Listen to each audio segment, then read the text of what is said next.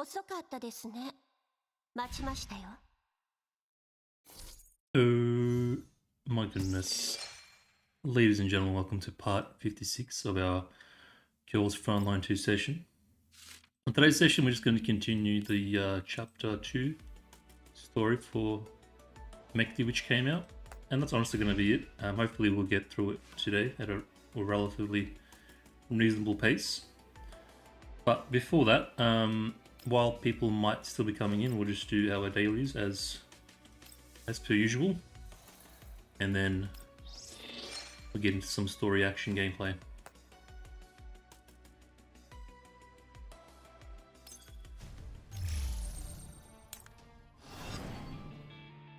I'm going to do this off stream, I'm not going to waste time on this. It actually takes a little while with the path forger this time around. It takes a little bit longer than it used to.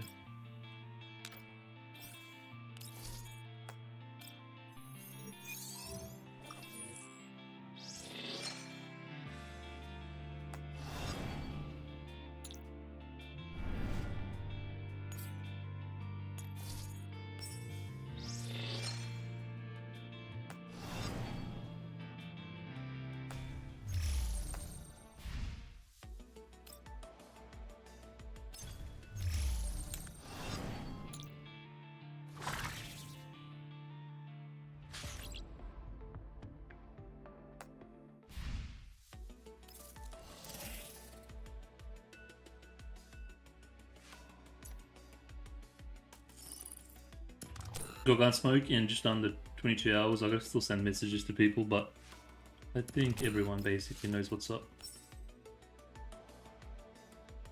Got a couple new members.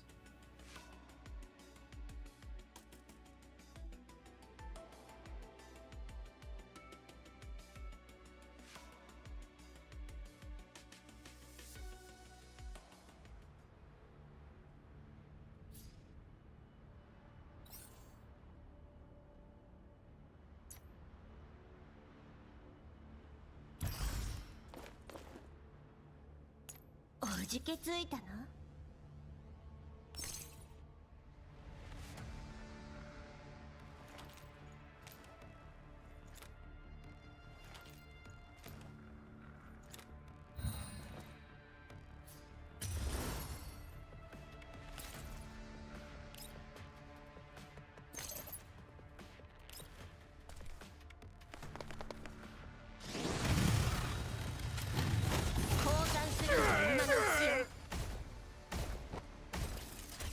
ことないわ。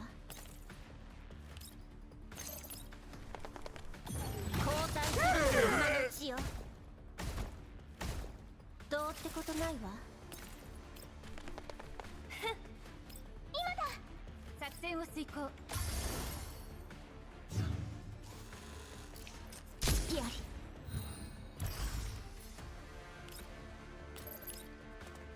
ハンデをあげる。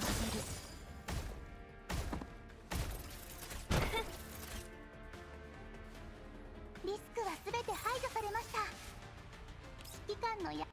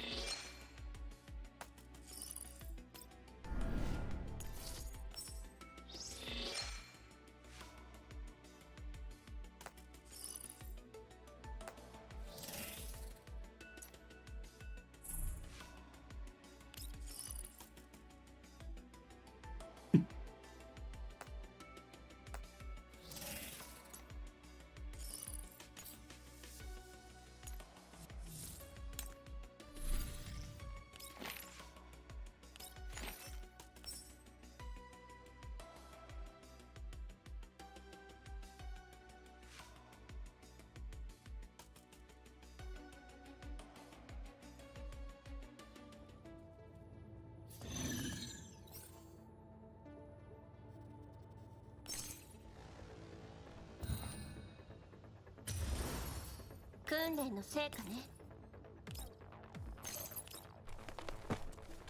交代するなら今のうちよ。どうってことないわ。永劫なる国土との別れ。氷。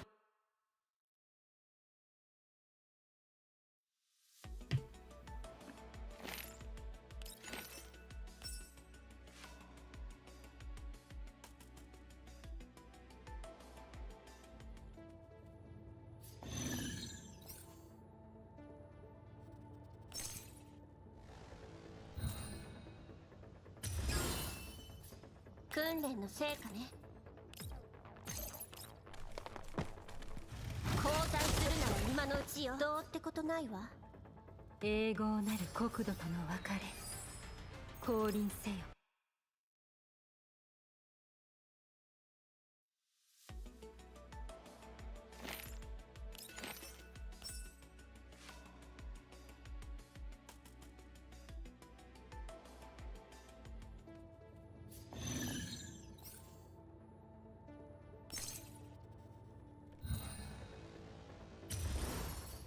訓練の成果ね。交代するなら今のうちよ。どうってことないわ。昔みたいに私に感謝するといいわ。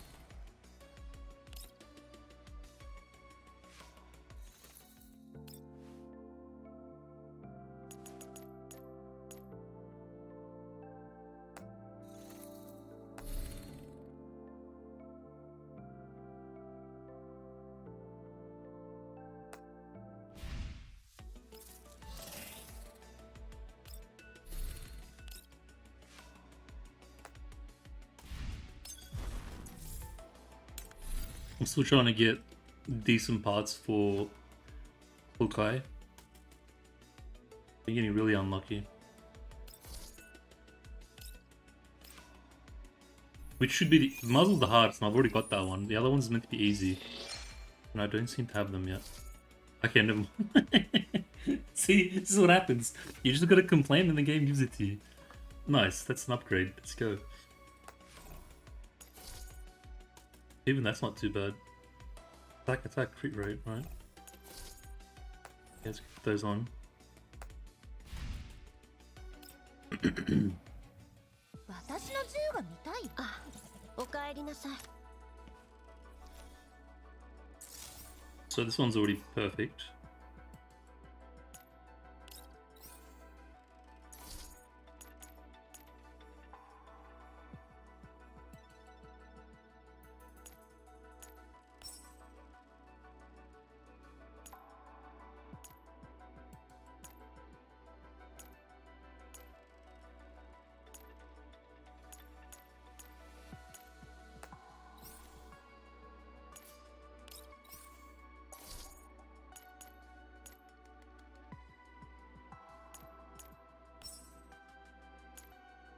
Yeah, nice. Losing a lot of damage in the attack boost though.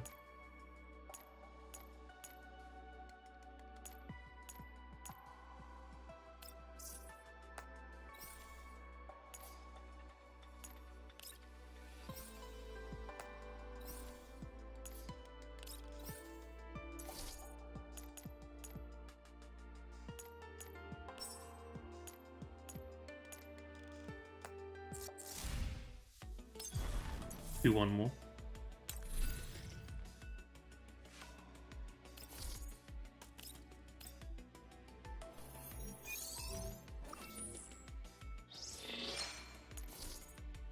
Yeah, it's been mostly like this, pretty unlucky.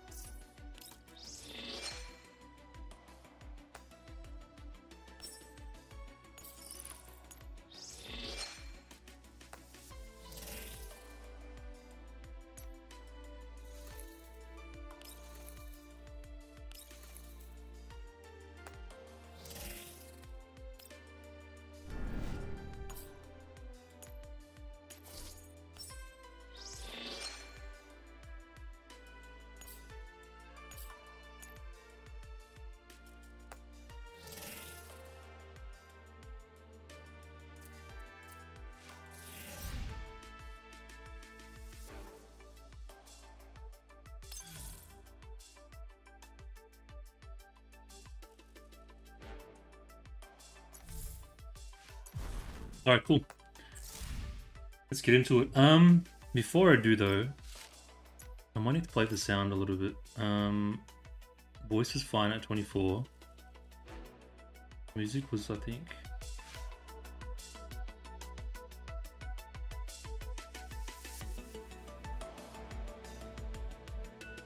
Video, we put it up, I think. The cutscenes. Yeah, voice is fine, sound effect, should be good.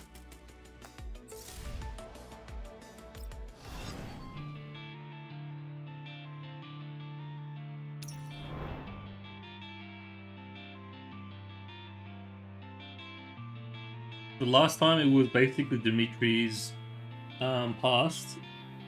I do remember that. So I think we're just going to continue from there.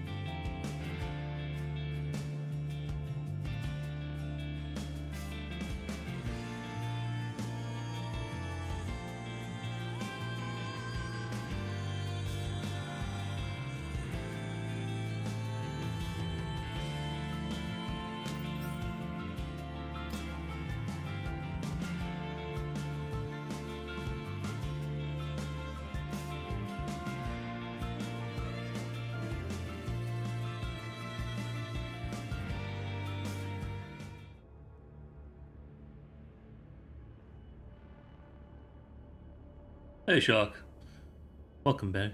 How are you? When we get right into the combat and then the story afterwards, I guess.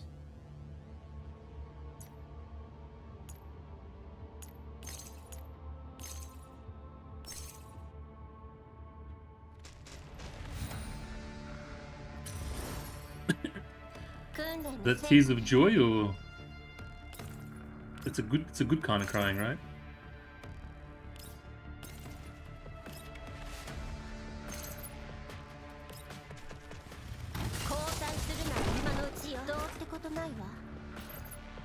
Nice. Do you always have weekends off, or sometimes in your field of work?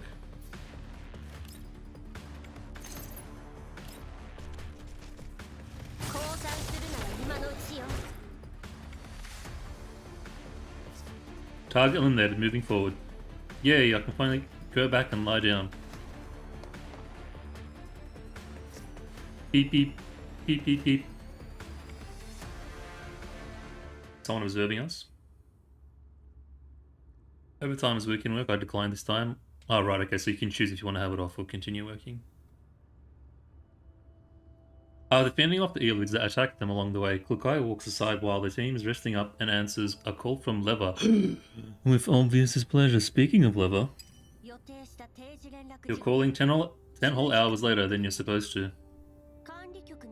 Doesn't the non-military force administration administer their time? Hey, she looks kind of... Hey, the look here compared to her final look, I like the transition. Oh my, don't be so grumpy right off the bat. I have a lot of serious business to attend to, you know. It's quite understandable that I can't always check in with you on time. Is there a reason why one of her eyes is shut? I just noticed. Eyelids, sorry. Rules and regulations for high 404 members. Calls and meetings, Article 20. Okay, the guy's starting to be like, come off as one of those super, what do you call it, like, teacher's pet kind of, has everything by the book, drainer types. There's a word for it, I can't think of it. In the event of an emergency, participants must be informed of the cancellation of a meeting or call. The reason must be stated and the rescheduled time must be confirmed. Need I repeat that? You've got too many rules, Klukai. You can remember them all.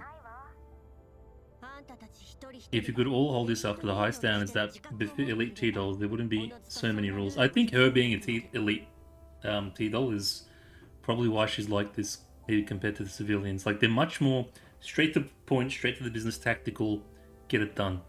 They piss farting around, which I can get behind. We coped well enough even back when our rules were essentially half a page. That was then, now I'm the squad leader. I like your short hair just as much, past injury that she doesn't have the heart to change. Oh, okay. I kinda like it, adds character.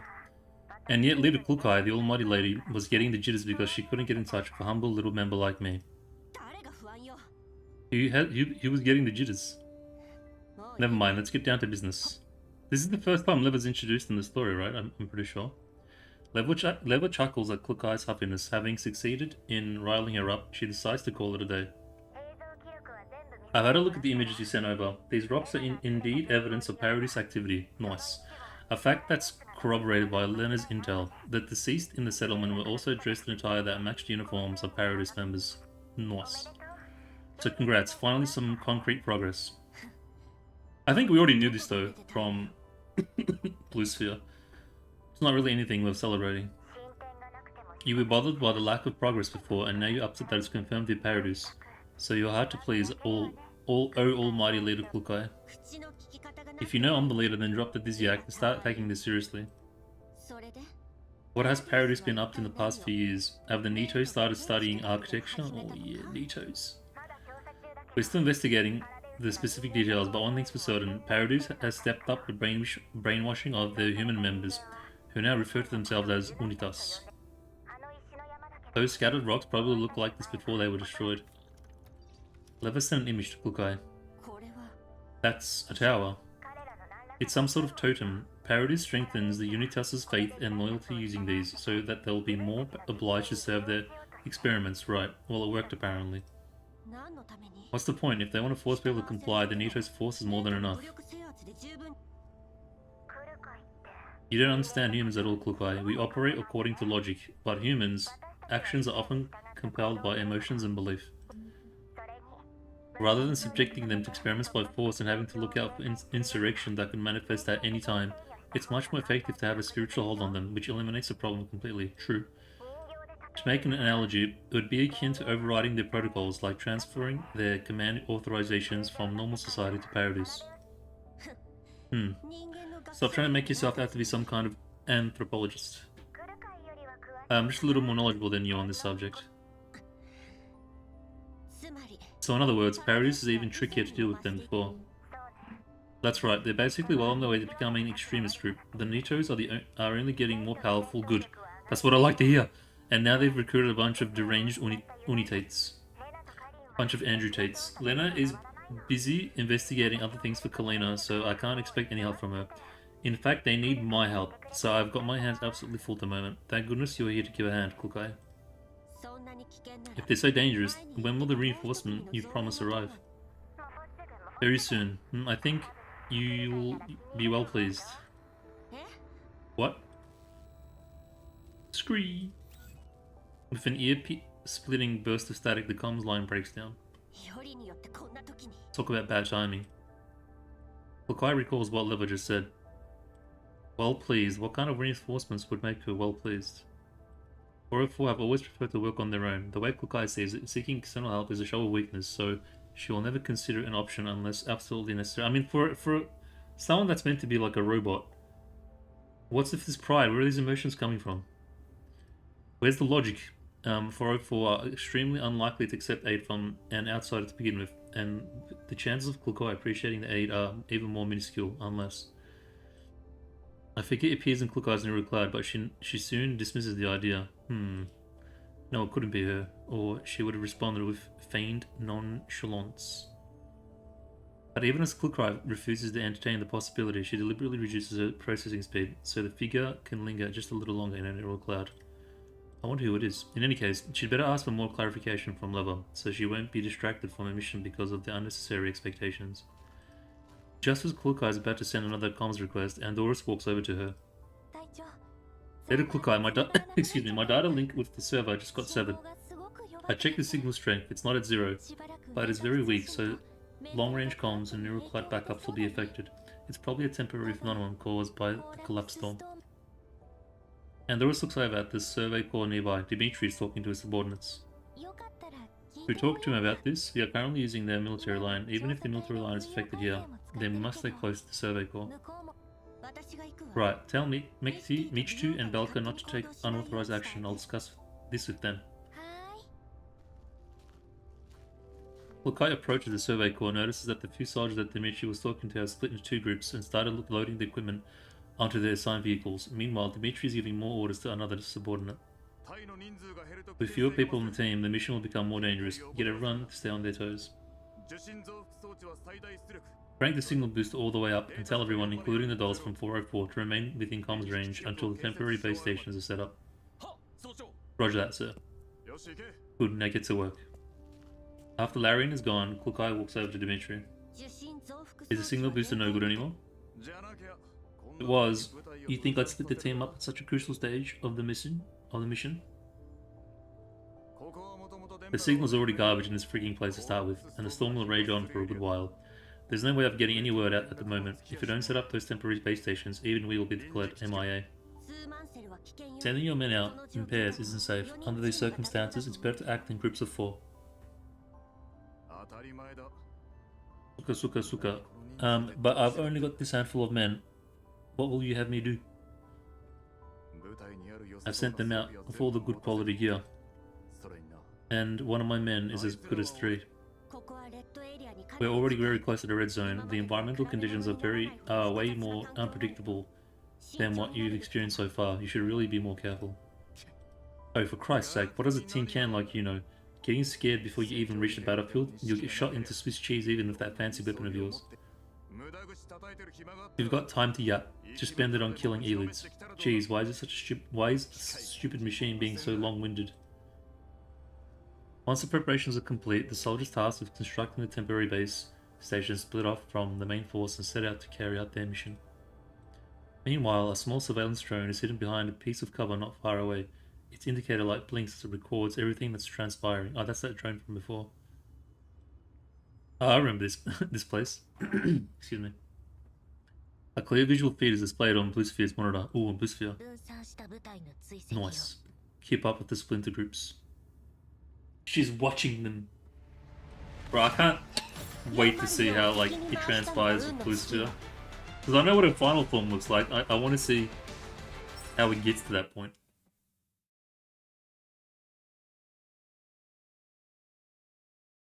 Because going from what she looks like at the moment to that thing, it's like, it's drastic.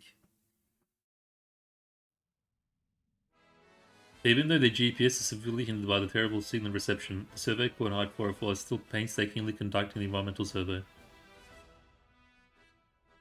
Music. Sir, 2 of the groups have sent their signals. It appears that they have finished setting up their temporary base stations. The signal reception of our comms line has also returned to medium strength. The external communications have been restored. Some of the groups still haven't found suitable locations to set up their base stations, but they have re-established communications with the main force. Not bad. Notify the brothers at the base station and tell them to stay put for now. The temporary base stations are poor substitutes with standard ones. They must have taken extra care to not let things like elids damage them. And if they encounter Bujins or anything they can't manage, tell them to prioritize their own safety and contact the main force at once. Yes, sir.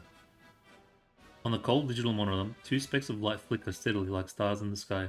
They may be faint, but their presence is unmistakable. Dimitri wishes sincerely that the stars obscured by the gloom will get to light up night sky again one day. It's time to contact the warrant officer again. This shitty place. Boom. The Jeep is hit by a strong impact. Even the communicator is knocked out of Dimitri's hand, falling underneath the seat. Through the window, he sees that the vehicle that collided with his is also part of a pile-up collision. The actual vehicle that came under attack has skidded to a halt with blown out tires and heavy smoke. He's dead. What just happened? A group of vehicles have appeared in the distance, followed by a vicious fire assault. The dolls of Hide 404 have already leapt into action, diving behind cover and exchanging fire with their attackers. They must have snuck up on us while our radar was still down. We don't know which armed force it is. Get everyone to find cover and wait for the enemy to run out of ammo. Wait for my order and prepare to counterattack. Run out of ammo. That could be forever, dude. What do you mean? Is that an actual strat in the military?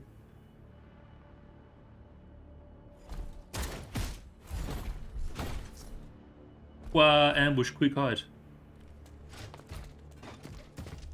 But these mech dudes are pretty cool.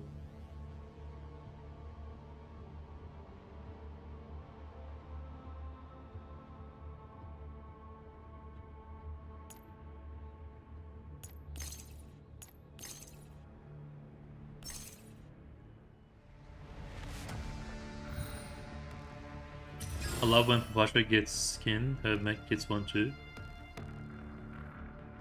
Oh, you mean whenever Papasha gets a skin, her mech automatically gets one too? Are we gonna get one? Or something?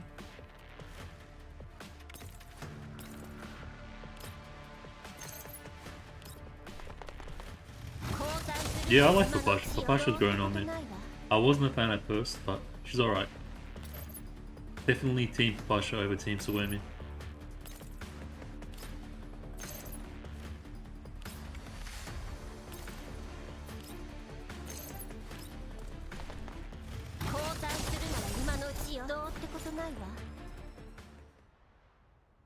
Having repelled the assault for the time being, Demetrian directs his subordinates and the dolls of 404 to clean up the battlefield. After some thought, he walks over to Klukai. Hey, what's your name again? Klukai? What do you mean? We spent so much time together. What do you mean you're asking your name? This guy's such an asshole. Bliat, what the hell kind of name is Klukai? Bro, we've been together for like, I don't know how long it's been in the game, but forever now. How do you forget my name? Klukai and Andoris focus on inspecting the wreckage of an enemy mechanical unit. Do not bother to look up. Straight up. Don't even give any attention. What is it? Didn't you mention you got attacked by an unknown armed force earlier? Klukai in Russian is literally... Is it actually? Oh, really? Is that the significance of a name, or is that just a coincidence? I don't think... It doesn't sound like a coincidence. Yeah, literally, like... It's in your language, bro. Were they the ones? Hold on. Huh? Andoris, do we have the result of the analysis? Not yet. I still have to double check some of the connection methods and part specifications. I just asked Mechty and Belka to inspect the other wreckages so that I can incorporate the data they collect into the analysis. Right, make it quick. Leaving Andoris to work in peace, Klukai rises to her full height. A preliminary inspection has not revealed any clear forms of identification on these mechanical units, which appear to have been modified from general PMC machinery. So we're trying to compare the methods and parts used in the modifications with the units we've encountered before. If there are multiple matches, we can be reasonably sure that they're from the same faction. There were humans in the force that attacked us. Unfortunately, they either got killed or fled. I think that's why Dimmer finds it stupid, a doll named Doll. Maybe. I think it's pretty cool still. Because it only makes sense if you're speaking Russian, but since it's not really the only language in the game, I think it makes sense. Have you also encountered human armed forces before? No, it was only modded automatons that attacked us. These new automatons had better firepower and the humans were armed with very high quality weapons. Klukai peers down at the dent left by the bullet that hit her on the arm. In my experience, neither the Varjägers nor ordinary bounty hunters can afford this level of armament. They're being funded by Paradise, bro! I'm calling it. First Sergeant Dmitri. We have searched the human remains thoroughly but found no meaningful clues. Alright, see if you can find any useful weapons, energy sources, or protective equipment. Gather everything you can find and take them with us. But sir, non-standard issue weapons could cause injuries or death to the user. This is against regulations. Who cares about regulations anymore? We must make sure of whatever resources we can get our hands on. Still, check everything carefully. Get rid of anything with electronic messaging capability. Roger that, sir. Little Klukai, Mr. Dmitri, I have the analysis result. Bro, I need this character in this game, like, now. The fire control cores installed on mechanical units of the same type generally have the same ports. As for the parts, they're just your run-of-the-mill military stuff. So I thought I'd check the manufacturer batch through the net, but... Jeez, man. I hope she's, like, good in game as well. I know she's a tank, but I hope she's, like, actually really good, solid. Like, you can just throw her in like 50 enemies and she just tanks it like a champion. Is she better than Sabrina? Or like what's the comparison there? But what? Our signal got disconnected. What? Dimitri rummages through his pockets for his communicator, but then he remembers it has fallen under the seat in the previous battle. She replaced Papasha? Why would she replace Papasha? Wouldn't she replace Sabrina, if anything? Aren't they both tanks? I feel like they have two different playstyles. Klukai confirms Andor's observation after checking the connection herself. We are indeed... Oh, that's... Oh, yeah, true, the turrets. Okay. I guess it's like a minion kind of character. Impossible. The temporary base stations are up and running. The signal should be more stable. So she's a tank and she has turrets. Dimitri rushes back to the jeep in disbelief. After searching for a moment, he finds his communicator and accesses the signal interface. The signal screen is now pitch black. There is no sign of the blinking lights. Yes, and she's a shielder. I see. Hey, Aki, welcome. She's a summoner? Okay. But I thought she was a tank. Like, maybe, is she not necessarily a tank, but her abilities kind of make her one, or? Bit of a hybrid? Yeah, okay. So she's better than Sabrina. For the same purpose of, like, frontline tank. 2 hours ago.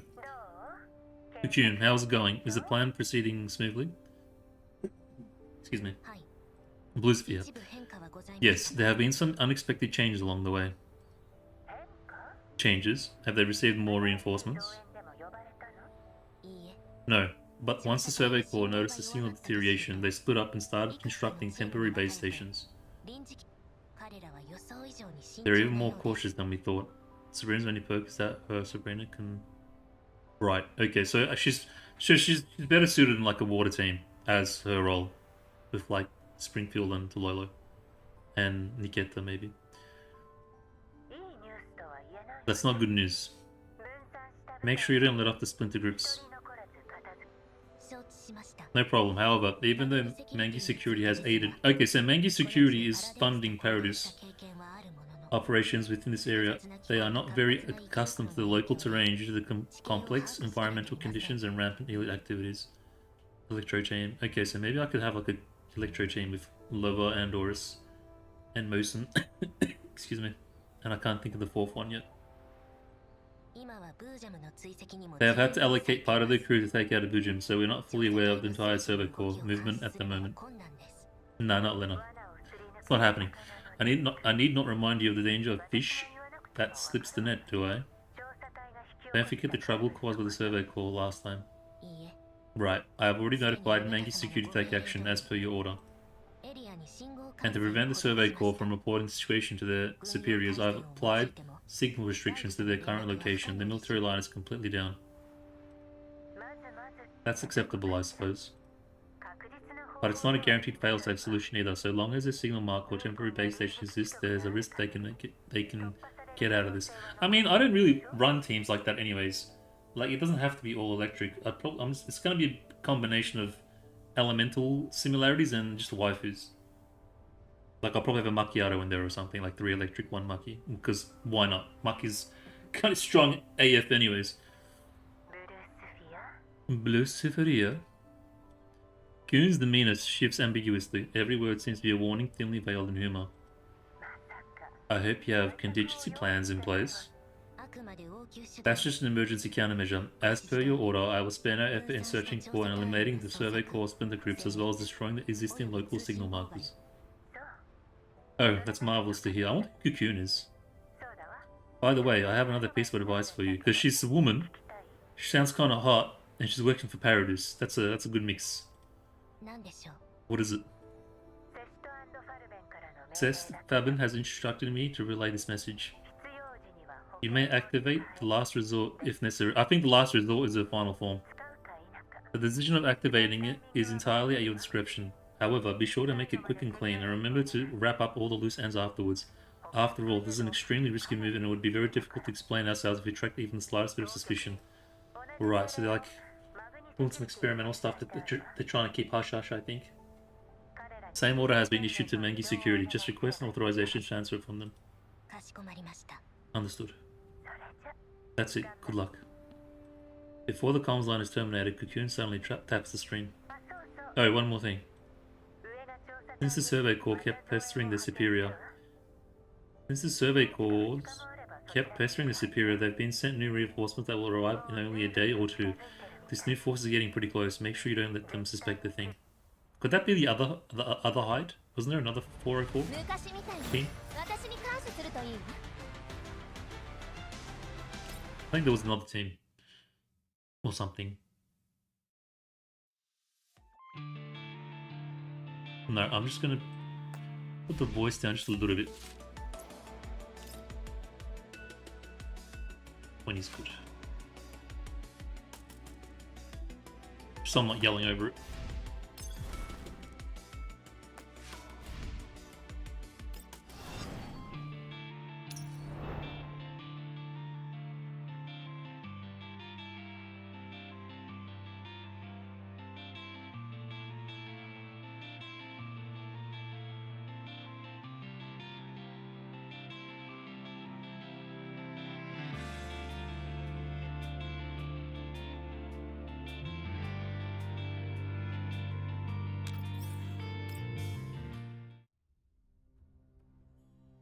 Having invaded the incessant pursuit of an unknown force, Survey Corps and Hyde 404 are now taking temporary refuge in an abandoned settlement that they have chanced upon.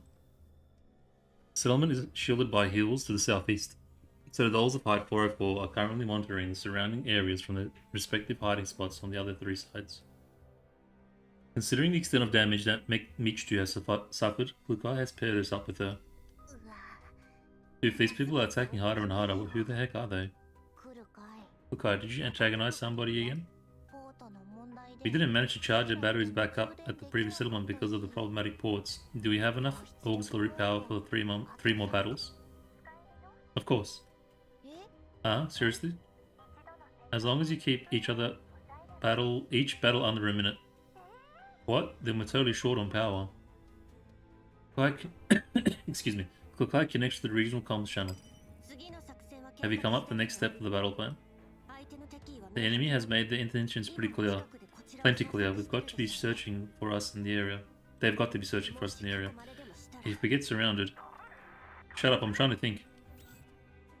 Wow, this guy is so impressive. Here I am, dead tired, and there he is, still perky enough to lose his temper and shout his head off. Seriously, which one of us is actually a doll? Sounds like a you problem. Bro, I hate when people say that. I had this one guy say that to me at work. Oh, I almost lost my job that day. That's like the worst thing you can say. It's so cringe too. And stupid. Mechty, stay here and keep a lookout. I'll go and see what's keeping him dawdling. Klukai heads over to the building in which Dimitri is taking cover and finds him checking and rechecking a slip of paper with an unknown sequence of numbers against the map. What are you doing? What? Please keep quiet while the first sergeant reviews the situation and looks for more clues. How long has he been at it? Since the moment we found the signboard bearing the name of the settlement. Not here. Tisk, not this either. Dimitri seems to be measuring some kind of distance on the map using his own rugged fingers. However, he eventually gives up and puts the paper away in annoyance. If you're running some kind of vector equation, you won't be able to determine the specific location without knowing the original location. Such a trap. If you issue follow-up orders in a timely fashion, I would not be questioning you. But our supplies are limited, and judging from the current situation, if we keep running around aimlessly, our enemy will hunt us down and pick us off sooner or later. At least you're not entirely dumb. Just then, a young soldier of the Survey Corps enters through the door. Sir, we're all in position and awaiting further directives. Stand by. You've already set up our defense? Duh. Duh. You think I was just playing Sudoku while being a sitting duck?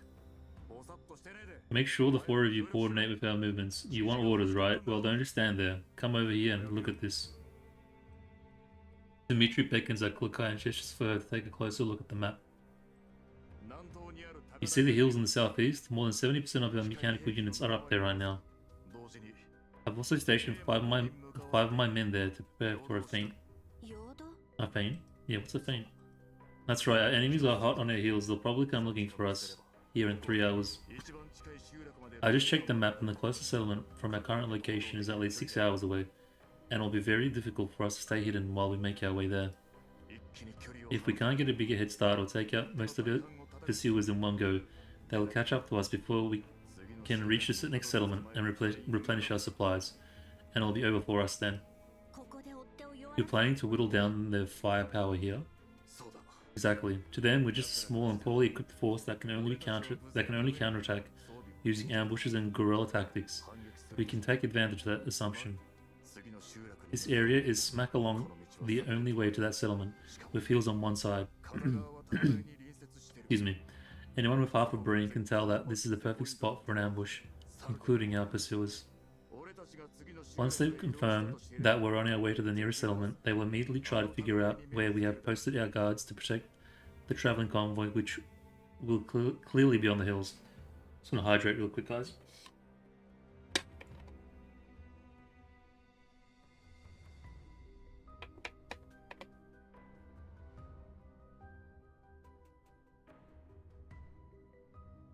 But then aren't you playing right into their hands? You still don't get it, Tin Can. Most of our mechanical units are already damaged and don't really stand a chance in a direct confrontation. If we keep them around while we march, not only will they eat up our resources, but they may also expose our movement. They can be put to much better use. As for Height 404, you will be the key to the upcoming fight. As long as you can seize the opportunity and flank our pursuers from the west while they're drawn to the hills and catch them in a pincer attack, it may just be possible for us to wipe them out. I must remind you that if we move according to your plan, we cannot guarantee the safety of both the mechanical units and the soldiers on the hills. I don't think he cares about the mechanical units. They're literally just a dumber version of you guys to him. The 5 men up there, led by my most trusted comrade, is much smarter than you. Once the 4 of you are on the move, they will activate the droid's auto-attack mode, then circle around to the other side of the hills and regroup with the main force. That's just the best case scenario. With a success rate of less than 40%, it is likely that they'll be eliminated before regrouping with the main force. Moreover, we're basing our estimation of the enemy force entirely on our observation in our previous encounter. If the enemy force exceeds 130% of estimation, that is, if there are 20 or more soldiers and 25 or more automatons that we do not account for, the success rate of this operation will drop below 25%. What do you take us soldiers for? Do you think we only fight when there's 100% chance of success? Our job is to seize the opportunity and turn victory into reality. Under these circumstances, we'd be lucky to stand even half a chance. Just making sure you're managing your expectations. What about the main force? They'll be retreating with only lightweight gear to conserve their strength. And where are they headed? There are 2 destinations. The first is the closest settlement, though we can't ascertain whether it's still occupied or if there are enough supplies to keep us going. The other is a base station in the same general direction. If we can find and repair it, we may be able to restore external communications and contact our reinforcements. How far away is the base station? About the same distance to the settlement, roughly 6 hours on foot. On foot, we have a jeep. Jeep? From now on, you don't. What do you mean? Not counting your small jeep, the Survey Corps currently still has 1 jeep and 1 small military truck. To pull off this plan, we must set up a vehicle in the northeast, where the enemy is the most likely to attack from, to draw their attention. At the same time, I'll have several of those scout drones buzzing around in other directions. I wonder if they actually think this through with the whole tactical stuff. Like, is this actual military tactics and stuff, or are they just making stuff up as they go? Like, I'm just wondering. I'd really like to see one of those military guy reacts to Jaws Frontline 2 visual story, you know, and see if it's like just rubbish or if it actually makes sense. You've seen those things before, pretty much useless in a fight, but noisy as hell and perfect for both attracting enemy attention and tipping us off. It's a lot more sound than what you'd get in Call of Duty. It's almost okay, right? So it's pretty legit then. Only thing is, there's no hope of recovering the vehicle. Yeah, I mean, do they have like a military dude that they consult with when they write this stuff? Or does he write it? The military guy write it? You know, like someone with like military knowledge. What about the other vehicle? That will be given to our men up on the hills as their gateway to catch up with the main force.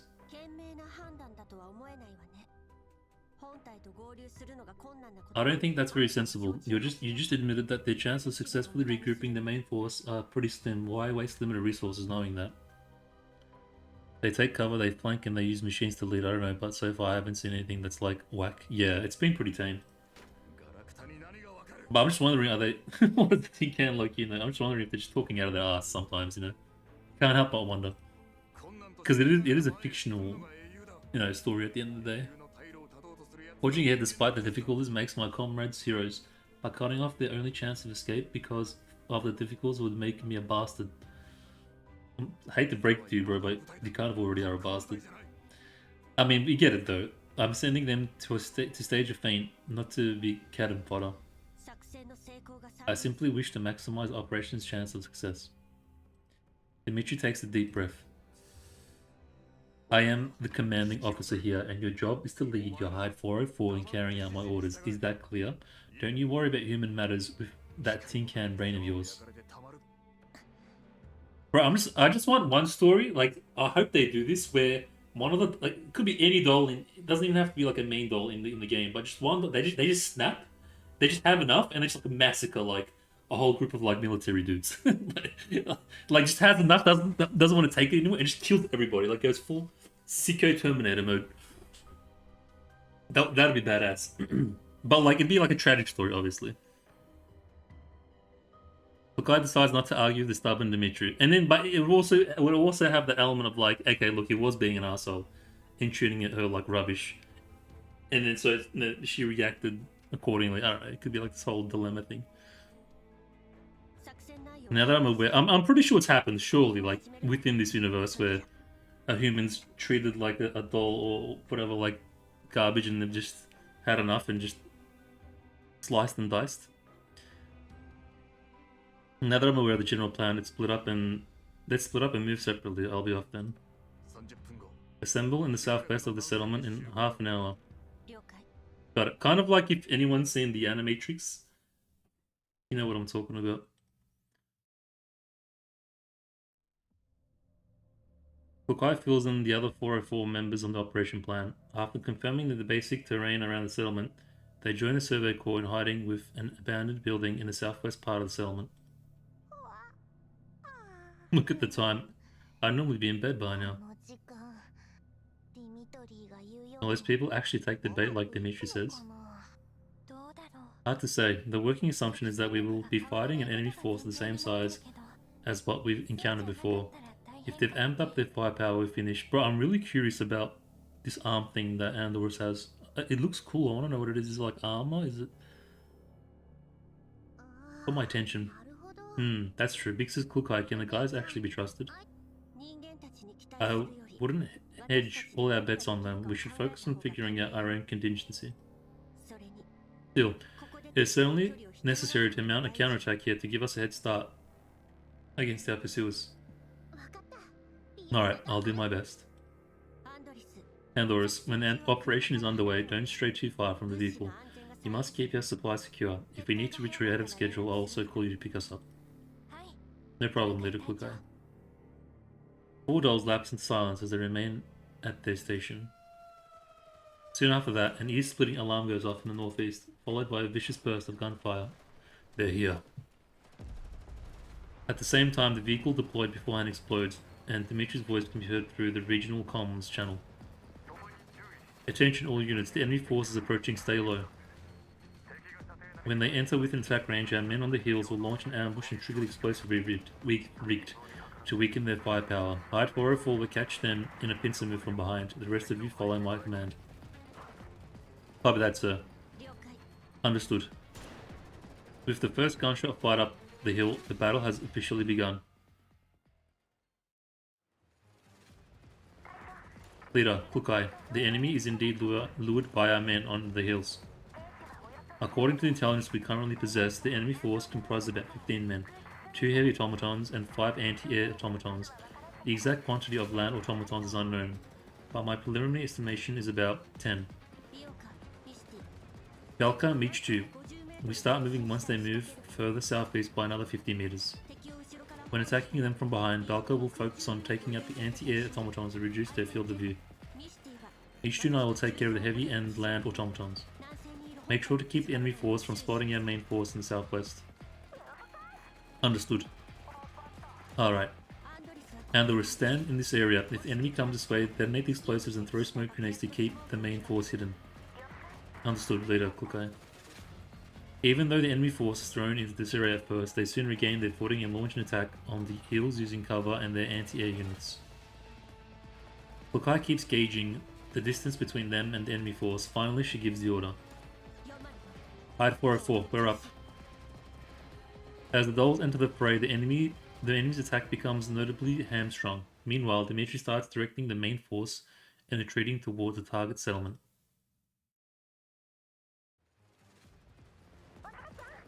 Fixes Kukai. All enemy anti-air units have been eliminated. 上出来ね Very good.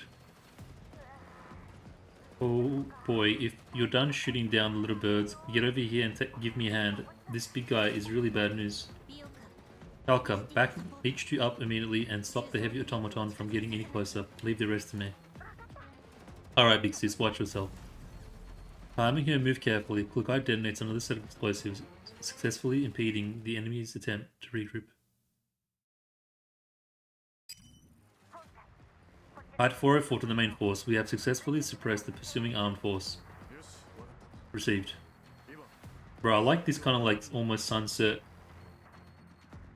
grey sky, battlefield lighting effects. Nice. Ivan, how many men have you got left? Belka in Russian is Skrill, by the way. Is it? I know. I mean, they heavily reference like a lot of different cultures, which is nice. I like that's what I like about this game as well. 3, but 1 is badly injured and immobile. Have the bastards noticed anything yet? Doesn't look like it. The firepower is still focused on our side of the hills, but thanks to 404's interference, they haven't been able to make much headway. In fact, they have to send a group to go after 404 just 10 minutes ago. We prioritize taking out their drones because of the terrain and all the dust and smoke those bastards can barely see. They shouldn't have noticed that our main force is already gone. Seriously, hats off to you, Dimmer. You with your crazy tricks. Save the ass kissing for later. You've accomplished your objective, now get out of there. Go around the hills. Copy that. 404, keep the enemy busy for 15 more minutes. Once Ivan's group withdraws from the area, detonate all the mechanical units and remaining explosives to draw the enemy's attention and seal off their route of pursuit. Take out as many of their effective units as you can while you withdraw. Pick up the pace and make sure you catch up to the main force. Keep the regional comms clear. Understood. Are we finally done? That was amazing. The plan worked unexpectedly well. So Dimitri knows what he's doing, huh? Everyone in the regional comms channel breathes a sigh of relief and starts to relax a little. Still staying close to the jeep, and all of a sudden looks up to the side in alarm. Attention, heat signatures detected to the west. Possible enemy reinforcements. They may have received the enemy's force distress call and are moving ahead at full speed. There's a high chance that they will encounter our main force. What? Take whatever cover you can find right now. Too late. The wave of dust kicked up by the enemy's reinforcements marches already within Dimitri's view. Judging by the heat signatures, there are approximately 10 anti-air automatons and 5 heavy automatons. I cannot provide an estimate on the quantity of armed personnel. He's panicking. Even though everyone has prepared for the worst, the moment enemy reinforcements actually show up, their despair is still palpable through the comms channel. Attention all units, cut out all your lights and get down on the ground. Unless ordered otherwise, do not move, attack, or make any sound. Also, the new enemy force has entered visual range. It's double the size estimated by 404. The comms channel lapses into silence. As the seconds tick by, the enemy's anti-air units are fast approaching the survey corps and will soon spot the barely hidden soldiers. No tricks or tactics will save them from the enemy's superior firepower. All the soldiers press themselves to the ground with bated breath, doing everything they can to reduce their bio signs. If they continue on their current route, they'll come face to face with you lot, yeah? In that case, we'll have to get them to change course. Hearing Ivan's voice through the communicator, Dimitri is compelled to respond even though he just gave the order to forbid anyone from making a sound. You're not active at permission. What are you thinking? Rescue. Looks like our mission isn't over yet. Are you kidding me? Our rescue is still chilling good. Our rescue is still chilling God knows where. What? Dimitri stops abruptly mid-sentence when he realizes what his comrade is getting at. Oh no, he's gonna... No, bro! We don't know why the enemy is so hellbent on wiping us out, but they clearly won't let us flee the battlefield and rendezvous with our reinforcements. If we show any sign of doing that, they will definitely try to stop us with all their might. Bro, he's going to like try to get their attention and risk his life. Quit your yammering. Your mission right now is to regroup with the main force. Ima, let me finish. What a chat, Ivan. Hey, respected Ivan. In just a while, I will create the illusion that we've established contact with our reinforcements and are attempting to rendezvous with them. Tima, you and the others must seize this opportunity and run for it. I won't be able to distract them for long. Once they clue into the trick, they'll double back and hunt you down. Are you disobeying a direct fucking order from me? Our mission is to stage a feint and assist the main force in reaching safety. This isn't the time to be a smartass. Retreat, do you hear me? Hey Fives, welcome bro. Ivan says nothing in response to Dimitri's fury. The winds and gunfire in the yellow zone resound in the comms channel. Hima. Don't forget to find us afterwards and bring us back to Moscow. Bro. That is where all our dreams began. And that is where we must return even in death. Bro, stop man! Who's cutting onions? Amid the silence, Ivan's voice suddenly sounds ghostly, almost unreal. Ivan, you stand right fucking down right now. Ivan makes no answer. The mechanical units on the hills to the southeast of the settlement suddenly stop firing and start following a jeep that is speeding in the completely opposite direction. A signal flare which, with a bright trailing tail, soars into the night sky with no second thoughts. The amber flare flashes several times in the sky at a certain frequency, then falls into the vast desert. Bro, even the music's getting more emotional. This sudden development has drawn the attention of both the enemy force fighting within the settlement and their reinforcements currently en route to the settlement. The Survey Corps exposing their own route is making them doubt the authenticity of their intelligence. Bro, salute to Ivan, bro. Mangi security member. Leader, does that signal mean they're linking up with their reinforcements? But according to our intel, the Survey Corps reinforcements shouldn't be arriving so soon. Bro, these guys are cool, man. It would appear that the intel we've previously received wasn't entirely accurate. With the stir we've been causing, the folks from the Purification Project may have sent more than one group of reinforcements. What do we do? Should we withdraw? The higher-ups told us not to expose ourselves. You idiot. The fact that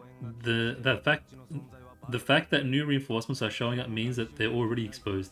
We haven't even managed to secure the mission objective. So why would we withdraw now? To give their reinforcements enough time to get into position? Contact Team 5 in the settlement. Tell them to hurry up and take out those dolls. Then go after the Survey Corps and intercept them.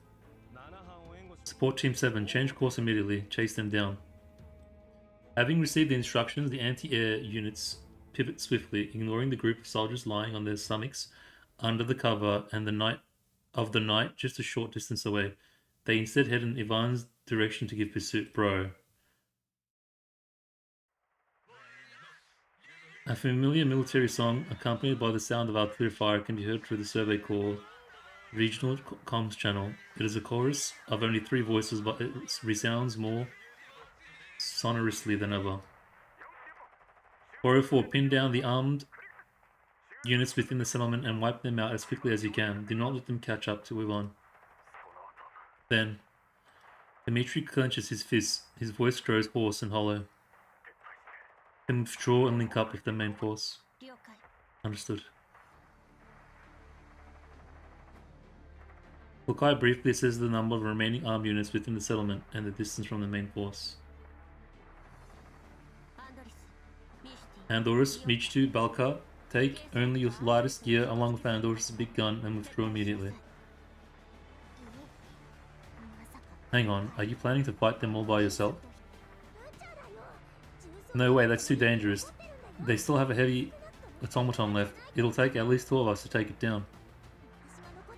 Why don't I stay and give you a hand, Pixis? Mechty can help Andorus. Obey your orders, don't make me repeat myself. The enemy is incredibly close by. If we withdraw by car, they will definitely be alerted, which will reveal the general direction of our main force, so we can only withdraw on foot. Andorus' big gun is pretty heavy and has to be carried by 2 of you, while one more has to be the escort and guard. There's no getting around it. Not to mention all that weight is going to slow you down significantly, so you've got to set off right now. What if you leave the big gun? Then we can withdraw together. The battle isn't over yet. We need to keep it with us. Now go. Seeing that Klukai has already made up her mind, the other 3 dolls know better than to argue. They nod at each other and begin their withdrawal. Now I'll show you the might of an elite T-doll. Bro! Sick bitch! Having detonated hides for detect the hide for force hideout, the enemy units start gathering toward. Bro, is she gonna go help Ivan? Like, just go sicko mode? That's pretty cool. If that's after confirming that her 3 teammates have successfully departed, Klukai double checks her physical condition and gear, then calmly steps into the night filled with smoke and flame. Bro, she's so cool. She's so badass. I'll make it back. I will not fall. Klukai pulls her thoughts away from the figure that had serviced in her neural cloud for now and pulls her trigger resolutely. The battle begins anew. Bro, she's so gangster. When she wants to be. You should stop saying elite doll. Alright, it's the writer trying to prove a point, bro. It's the writer trying to emphasize how significantly different elite T-dolls are compared to the civilians. That's clearly what it is from like the writer's perspective. He's trying to boast her and build her up. On Dimitri's end. The enemy reinforcements have gone off after Ivan. At Dimitri's command, the soldiers can cautiously scan their surrounding area. No enemy units detected in the area. So, should we send a team over to Ivan? Dimitri knows full well what the soldier is hinting at. He gazes silently at the horizon where the skies aglow with the flames of battle. Yeah, I like this imagery, man. It's nice. Little by little, the flying sparks devour the wrath and despair in his eyes. There is no more singing through the comms channel. It got cut off abruptly, along with the sound of artillery and the howling winds. No need. Dimitri closes his eyes. His gaunt features betray that's a big word. Betray the vicissitudes, maybe? I don't know, vicissitudes of life. But what if they're simply out of comms range? Don't make me waste my breath. All of you, can you continue to lie low and take stock of your gear? Move at my command. Did I? Ah, okay, cool. Thanks, bro. But obey your orders. The young soldier still wants to say something, but Larion smacks him upside the head. He wants to save Ivan and the others more than anyone. If he were on his own, I'm pretty sure he would have rushed over with nothing but his gun by now. But he's our commander. He's responsible for keeping us alive, so that their sacrifice would not be in vain. I'm sorry, sir. I wasn't thinking. Dimitri waves it off, then he opens up the map and checks against the paper slip again. A brief moment later, he slaps himself hard on the face. Suka, I get it now. I should have figured this out sooner. He picks up his communicator and tunes into the regional comms channel. Attention all units, change of target destination. Our new target destination is a mountain near Jahodna, about 1.5 kilometers to the northwest. We set off this instant. 404, sit rep. All 3 of us have suffered about 25% damage to our frames. We're currently heading towards the main force with our equipment. We should be able to link up with you in, let's see, 20 minutes? But Pixie's Klukai stayed behind at the settlement to clean up the remaining armed units on their own. So what about this? Pizdets. Wait, what does Pizdets mean? All these stupid heroics. Is it like idiots or something? Dimitri understands the reason behind 404's course of action, but he still can't help but let out a curse. You... And just as Balka is about to talk back, Klukai's impassive voice speaks through the comms channel. For the ones, heroics is stupid or not depends on how capable they are. True. Pixie's Klukai. This is Klukai of 404. All remaining armed units within the settlement have been eliminated. I burned through more ammo than expected and taken some damage to my frame. My estimated travel speed has dropped by 22%. I'm glad you're okay, bro. She just cleaned everybody up. She did one ulti and that was it. Phew, Mr. Dimitri may have been a bit rude, but I agree it's best to avoid such risky stunts. Count yourself lucky. I don't give two shits about your reduced travel speed. Catch up to the main force. We're headed for the mountain in Jahodna. At long last, under Dimitri's leadership, the surviving soldiers of the Survey Corps and adults of Height 404 file into a cave under the cover of night. Bro, one thing I will say, one thing I do appreciate is with this event and this like whole chapter event story, it's been exactly where I like wanted it to be. It's just pure like it's in the nitty gritty of the world, of the fighting, of the kind of like the desolate survival for life. Like all the themes that I saw from like GF1 and Girls Front as a whole, like all the themes and like the premise and the depravity and the roughness, like it's so nice to see them finally actually doing something that takes place and all that, because up until this point it's been pretty soft. I want to say it's been a bit too kind of, you know, I've complaints about a lot of times. You guys know what I mean. It's been like they haven't explored the world or, you know, the harshness of everything at all. But now finally we're in the thick of it. You know, we're in the thick of it. The things that everyone else is going through, which is nice to see and read and experience. This is what I wanted. This is what I was looking forward to, and they finally delivered. So I do appreciate that. And yeah, but I think so too. But this is easily the best chapter so far. But I got a feeling, and I was just thinking about it as I was reading.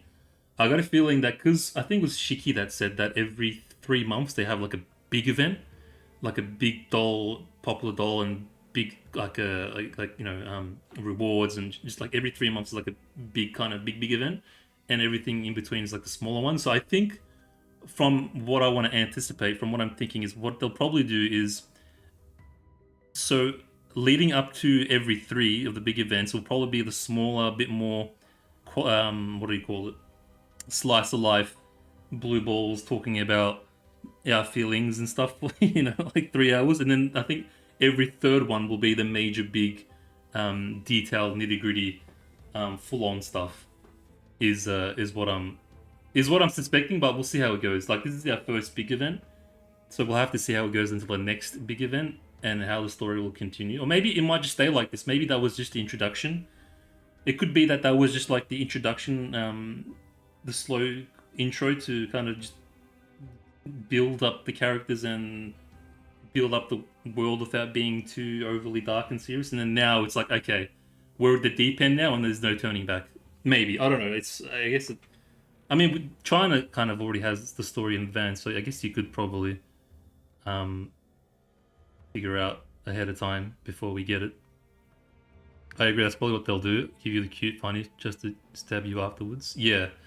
But this is what I want. This is right here, like this, everything that's happened since this and continuing is exactly what I wanted, because this is why I'm into the game in the first place. I wouldn't be playing this game if I wasn't a fan of its universe, of its world, with the sci-fi kind of post-apocalyptic stuff. If it wasn't for that, I wouldn't be playing. So it's a combination of a lot of other things. But this is why this is like a big, this is the big slice of the cake that I want to enjoy. So it's good to see that they're finally kind of immersing in this sort of stuff. Alexa, play case. But yeah, let's continue. I'll just have a quick hydration and then we'll continue.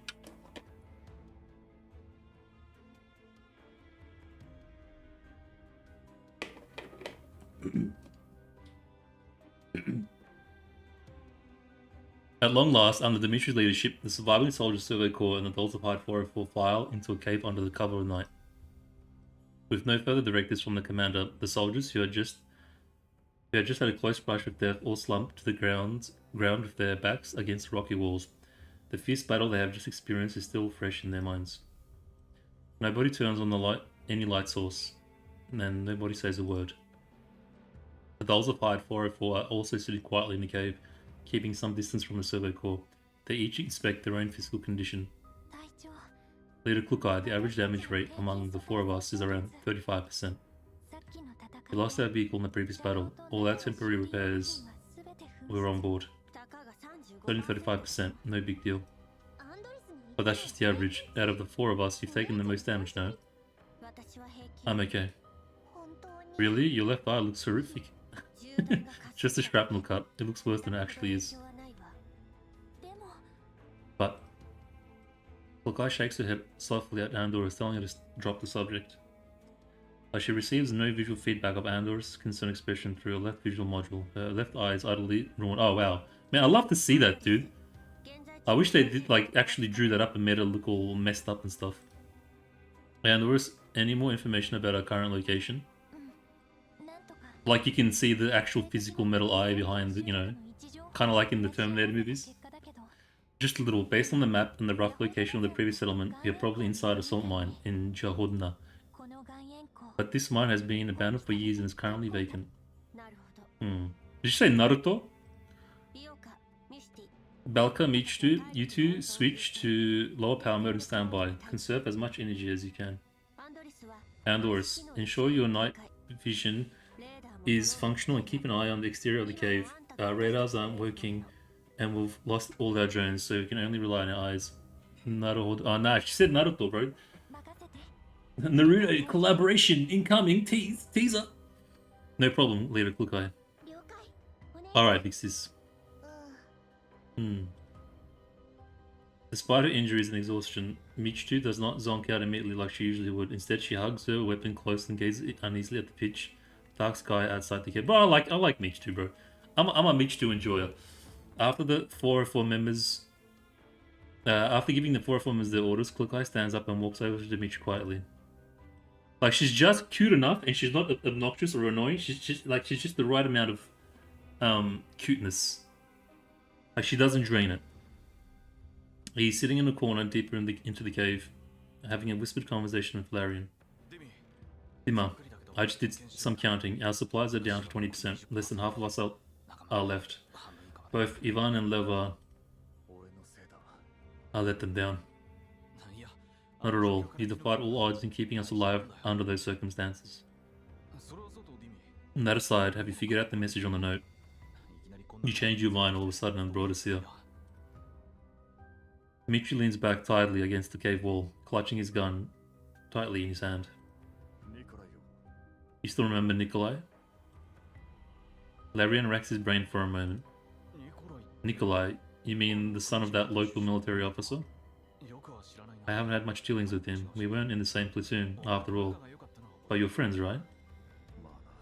Kind of. Wait, why do I'm just gonna put this out there. I just had this idea. Why do I get the feeling Nikolai went off and joined a different military force and is like one of the leaders of the Mangi forces? I don't know. I just had this idea. Just gonna put that out there. Let's moving on. He was on the list of MIA soldiers that I got from the brass. Like, he was presumed dead based on his story, but then he's gonna come back as like one of the leaders of the Mangi forces or something. He was a leader of the team. The dog tag we found was his. Oh, maybe he's dead. So he was one of them dogs that licked the UINC's ass, huh? See, what good did that do? Didn't keep him alive, did it? Larian muttered some expletives through gritted teeth, whether out of contempt for Nikolai or general malcontent. Dmitri cannot tell. Well, that's not the point. The point is, I managed to figure out this all thanks to him and Ivan. With that, Dmitri pulls a piece of paper that were found on the deceased of his pocket. He smooths out the creases, then turns on his small flashlight and angles himself further away from the cave entrance and blocks the light with his own body. This is a simple coordinate diagram made based on an actual map. Here, here, and here. These numbers are on the drawing are the coordinates of the actual locations. But that's not right. The numbers are too big to be in this area. Yep, because it's double encryption. I just couldn't figure out the cipher key. Look at this origin. I initially thought it was a hint to find the point of origin to convert the coordinates, but that's not it. Dmitri pulls the map pulls up the map on his communicator. Do you remember the Neo-Soviet Union's land area and the coordinates of Moscow? Try subtracting them from these numbers on the drawing. Varian does some mental calculations and references the longitude and latitude on the map. It's a match. Dang. Dima, you've got brains. Nah, I just had some experience with this kind of thing when serving with Nikolai in the past. That brat was allergic to modern encryption methods and insisted on something fancier. We've even used... Never mind, it's not like anyone will ever use it again, so let's just leave it at that. Dimitri looks a little forlorn. But how did you realize these two numbers are the cipher? Origin actually refers to the Neo-Soviet Union, to Moscow, the starting point of our dreams. Nikolai once said that as long as the Neo-Soviet Union stood, he would not yield. So these two numbers became the ciphers of his double encryption method, and no one would ever guess their significance. Nikolai, he had always considered these two numbers constants, never once forgot or betrayed the Neo-Soviet Union. I didn't mean to. Sparring his old comrade any further awkwardness, Dimitri swipes across the map and points at a location. When I learned about the location of our previous operation, I noticed that one of the marked points was around here. I don't know why he marked out these places, but each of his subordinates kept a copy of this information on their person's even death, so it had to mean something. We must come and have a look, and if we find anything, we've got to get the word out about what they were trying to tell us. I just walked around for a bit. I didn't see anything special. The cave seems pretty big. It's probably deeper than we think. Take a few of the others in, keep a lookout at the cave entrance, make sure you stay hidden. I'll take 2 men and 404 to explore deeper. Right. After hesitating for a moment, Larian opens his supply pack, counts his remaining ammunition, and hands over more than half of it to Dimitri. Be careful, Dima. There aren't many of us left. Is this actually the last of like the Neo? That's not right. Are these guys like the last of the Neo-Soviet Union or something? I don't get that feeling. Dimitri does not accept the ammunition. He gives Larian a pat on the shoulder and helps him turn out his collar, which is rumpled under the strap of his weapon. Don't you worry about me. You know what I'm made of. Also, I remind you one last time, call me sir. Don't set a bad example for the rookies, or they won't learn to show respect. Larian chuckles. Yes, sir. Or is how I need to speak to the platoon? In-game. But, oh, by the way, I have another mission for you. I just saw 2 kids wiping their tears. Go cheer them up. After sending his subordinate away, Dimitri drops all pretense of blitheness and turns suddenly towards Klukai. He has been standing not far away. Had enough? Is eavesdropping a popular pastime for you tin cans? I was just waiting for you to finish your conversation. If I overheard anything confidential, it was your fault for not conversing in a more secure environment. Whatever. Considering you did alright in the previous operation, I won't argue with you. Do all 4 of you still have functional night vision? Mine is slightly compromised, but it still works, just about. Then make some preparations. We're setting off in 5 minutes to explore the cave. Let's see what kind of secrets is hidden in this blasted place. Got it. This is a long one, man.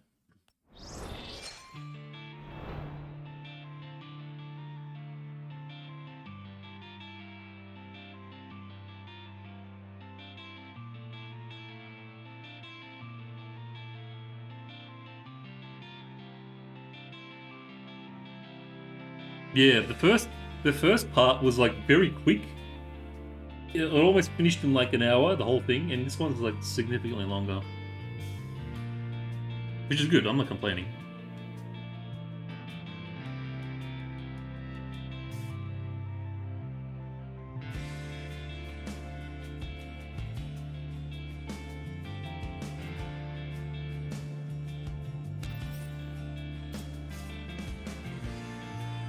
But there's a strong sense of, I don't know how, I can't think of the word, but there are certain cultures that are very like proud of their countries and like the military and like will die for their motherland and stuff. If you've got that in you, it's very You feel that sense of kind of like, I don't was it? There was a word for it, man. It's like militaryism, no, military something. Like that great sense of pride and to like fight and die for your country. The Alamo cruises along in the night. It is traveling at the same speed, but the vibrations that we are experiencing as a vehicle is in motion are putting me on edge. While we are en route to Upper Hyde 404 reinforcement, Lena gets in touch once again, but this time she brings bad news. She has lost contact with Clookeye and the others. Losing contact in the contamination zones is a common but nonetheless distressing phenomenon. Bounty hunters whom I have met briefly, convoys of underground brokers with whom I occasionally do business, adventurers who happen to have hitched a ride on the Elmo. I have crossed paths with so many people in the wind and the sand, only to never hear from them ever again. Is this the commander? But I never thought the same would happen with them this time. We haven't heard from the commander in a long time. It feels like. Fortunately, with Lena's help, the air and I managed to make contact, and we agreed on a meeting place. Right now, the Elmo is heading towards the location at full speed. However, the signal reception seems to be deteriorating, and my instinct tells me that this isn't a coincidence. Yeah, I think this is the, we're back on the Elmo. I can't help but regret the sincerity I wanted to demonstrate. The prospect of having Hyde 404 join my ranks had been such a relief to me that I forgot the rules within the contamination zones. If I had contacted them sooner, we wouldn't be in this predicament now. I can only pray that my naive desire to give them a surprise... Oh, where's... Okay, right, so we were the ones coming, has not put them in terrible danger. The reinforcements. The Elmo is already traveling at full velocity. I just hope we won't be too late. No, I have faith in her and her Hyde 404. This time, I'll be the one who comes to you, Clookeye. And Loris and Clookeye are exploring the salt mine cave with the Servo Corps, while Mechty and Balka are investigating another tunnel. Leader Clookeye, is it really okay to send Mechty and Balka down the other tunnel? Although I've installed the layout map, it's from many years ago and very much incomplete. This cave is much bigger and more structurally complex than indicated in the environmental intelligence that we currently possess.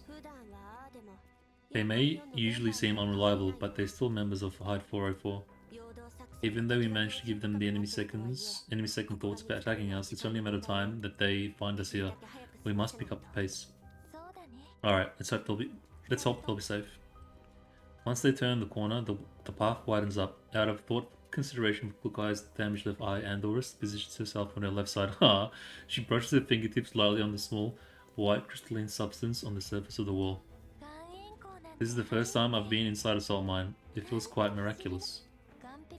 The walls show signs of artificial excavation, but these waves-like grooves and patterns of alternating colors are all the result of natural geological formation. Is that anything special? Indeed, I've only seen the skyscrapers in the green zones and the uninhabited deserts in the yellow zones, but here, human development is entirely dependent on nature. I find that fascinating. Humans can be quite astounding at times. It boggles the mind that someone once excavated part of this cave and turned it into a sanatorium. It's most probably just some gimmick for making money. Facts. Dmitri humps at Clookeye's remark from the forefront and of the expedition group. What do you know? Unlike you, carrying out missions and making money don't consume our every waking thought. Are you sure about that? Also, if it weren't for a sudden stroke of genius that humans had, the bunch of tin cans wouldn't even be here. True, that's true. Noticing Clookeye's irritation, Andorus tactfully changes the subject. Haha, it's a pity that I was rolled out rather late. I would have loved to see the world before all the collapsed radiation. Living 1 to 200 meters underground sounds terribly claustrophobic, and yet it made this place a local attraction. According to an old investigation report, the sanatorium here had been a hub that supported local tourism for a long period of time. Constructors had installed a large amount of pipelines within the cave to transport natural gas. Because of that, this place was warm in all seasons, which attracted a lot of tourists to spend their vacations here. In the tourist photographs, this place was a town with fertile soil, plenty of greenery, highways and bustling traffic. Seemed like a popular destination. And there was folks on the mission, don't get distracted by useless information. Sure. Still, I just can't help but wonder at the fact that there used to be such lively places in the world. You're a neo-Soviet, aren't you, Mr. Dmitri? Do you know anything about this place? No. Oh. I wasn't even born back then, and the schools don't teach such pointless stuff. Is that so? Don't you think it's... I don't think this is pointless though. No matter what this place used to be like. Mechty gives a thick pipe mounted on the wall a smack. The town is gone, the sanatorium is gone, all that's left are those broken pipes and a pile of scrap metal. Right, enough of this nonsense, get on with the search. The marked coordinates should be around here. Seeing that Mechty has no desire to continue the discussion, Andorus keeps quiet. The party walks deeper into the cave in silence, with only their footsteps echoing through the space. Huh? The radiation levels here. Mr. Dimitri, you and your subordinates had better make sure that your protective suits are properly sealed. What's wrong? The collapsed radiation detector indicates that there is a sudden spike in the particle concentration in this area. The readings can fluctuate due to the lack of airflow within the cave, but the jump in this area is not normal. Cause could be non-natural? I'm afraid so. Dimitri, this could have something to do with the marked location. Yeah, let's check it out. There's only one path. Whatever it is, it should be directly ahead. You two stay here and stand by. If we're about to go beyond effective comms range, I'll tell you to move further in. Roger, sir. Dimitri glances at the number shown on the detector screen and pats the two soldiers on the shoulder. Watch yourselves.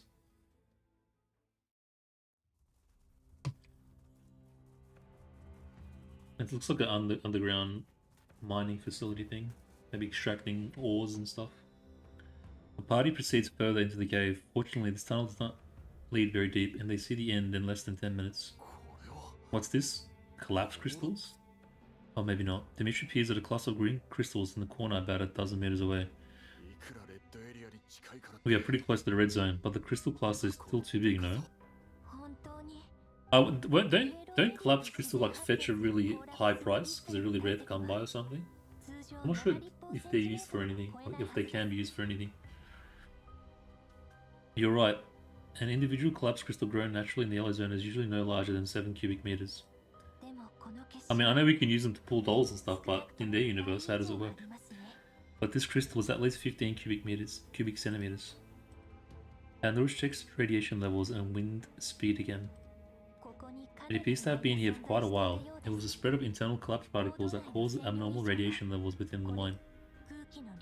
Due to the lack of airflow in the mine, these particles have accumulated inside, resulting in an abnormal concentration curve. Andorus, let's take a closer look. Lokai shoots a glance at Dimitri, who also wants to inspect the crystals from close up. Your protective suit is an old model and not completely fail-safe. You'd better stay here where you are if you don't want to die.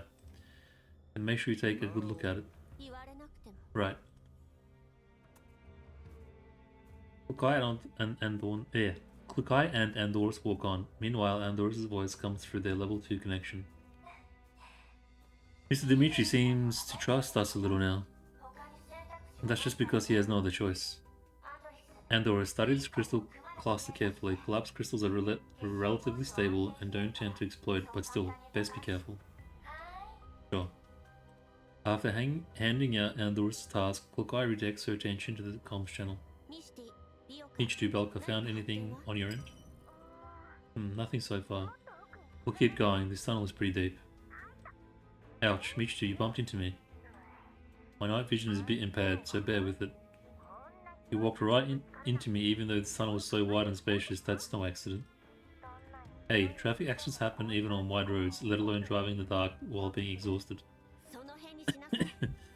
Right, keep up the search. Contact me if you come across anything out of the ordinary.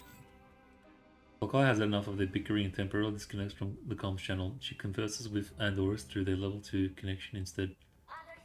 Andorus, anything? Based on the concentration of radiation particles inside this piece of collapsed crystal, it has existed for about half a year. Half a year? You mean such a large crystal formed within the span of just half a year? That's impossible. Indeed, that's why I took a closer look at the surface where the crystal grew. Look at this leader. Looking at where Andorus is pouting, Klukai taps the side of the crystal lightly, and a very thin crack appears between the crystal and the layer of the rock in the cave. This collapsed crystal didn't form naturally. No, I'm afraid not.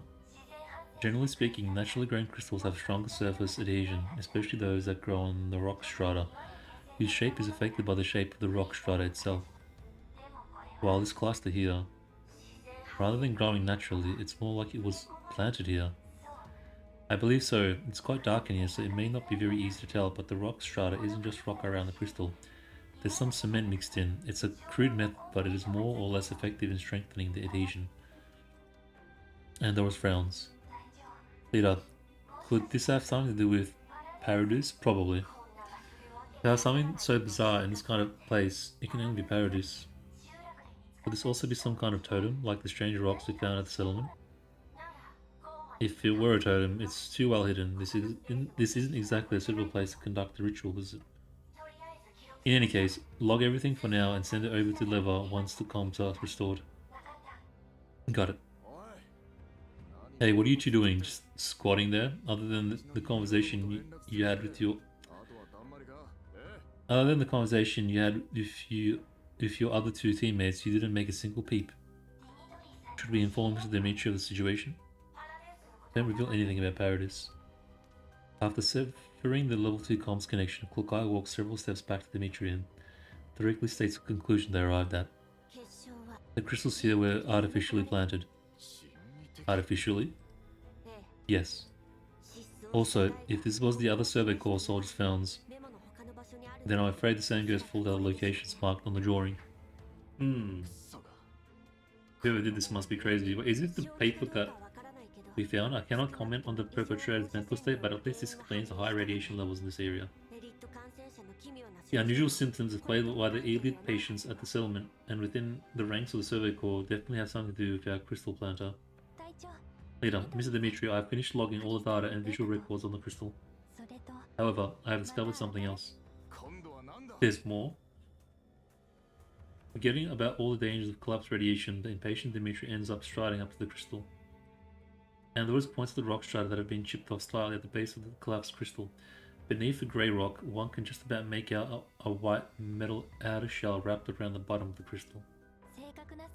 I was just trying to get a more accurate measurement of the size, but once I cut the rock open, I realized there's something even more startling down there. Seems to have some kind of device, but I doubt it's just for reinforcing the collapsed crystal. Can you dig it out completely? Not at the moment. Its base is very firmly embedded. To keep intact, we'll need professional excavation tools. We'll also need a container designed for storing collapsed crystals. It'd be dangerous to just bring it with us considering its size. Forget it. Save all the visual records and coordinates for now. We'll come back later with reinforcements. Now let's get back. This is a very important discovery. This is a very important discovery. We must restore external comms ASAP and report our findings. Right. Andorus, contact Mechty and Malcolm. If they still haven't found anything, tell them to head back. Right on cue, her communicator starts beeping. The moment the line connects, a deafening howl can be heard through the... Oh, they found the Bujin, didn't they? Is my luck really that rotten or what? Why else would I run into this guy? What's happening? Bad news, big sis. The Bujin that we've encountered before is hiding in this tunnel, of course. I think it's badly hurt, but that only makes it even more enraged. What? We're gonna die, we're gonna die, we're gonna die. We're seriously gonna die this time. Look, if I don't make it back, then you dead. Delete the anime. I record it back at the base. I'm gonna watch it once I get a new frame. Cut the crap. We're coming over right now. Hang on until we get there. Easy for you to say. It's in a pretty bad state, but we're no match for it. Even if it's 2 against 1. If you can't beat it, run. Isn't that your forte? Save your strength before we get to you. Focus on pinning it down and don't let it approach the cave entrance. We'll only consider direct confrontation when all of us are there. Adult watching anime. That's an order. Make sure you comply. Alright, I'll definitely survive long enough for Big Sis Kukai to come to my rescue. Mechty, pull yourself together now. Kukai terminates the call and looks at Dimitri. The Bujin from before is in the tunnel that Mechty and Melka are exploring. And the rest and I have to go help them out, or they won't last long. Ah, that's freaking hilarious. Having a meeting together, eh? Dimitri barks out a laugh and raises his communicator. This is First Sergeant Dimitri, do you copy? The Bujin we encountered earlier has shown itself again. Remind the boys of the cave entrance to stay safe. All units prepare for battle. The two of you that I ordered to stand by will return to your position in roughly 7 minutes. Once we regroup, we'll head straight to for the Bujum's location and engage it. After giving his orders, Dimitri checks how many rounds he has left in his weapon. You coming too? Of course, or should I wait for the Bujum to kill the others one by one, then leave the cave and continue to wreak havoc on the local settlements? I understand, they get a move on. I don't want to be dragging 2 piles of scrap metal on the way back. Damn clanks!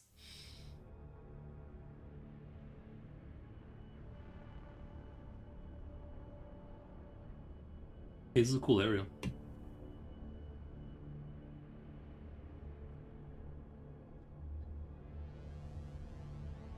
That's how humanity. Because goddamn clankers. I had to break it to you, Mr. Bujum, but I kind of got a P6 cloak eye here. So, oh, we should. I just remembered. We should. I think you or Clook Eye's already ready, but we should send out a message for the platoon to get Mechty V6 and Clook Eye V6 to get it ready for Gunsmoke. But I think you already did it, Chuck. It looks like you already have.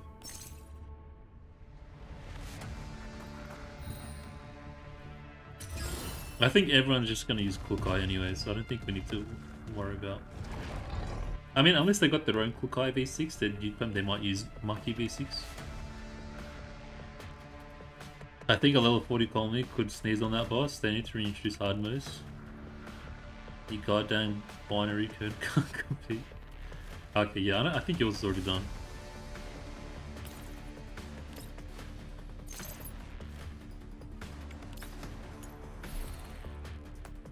Making sure.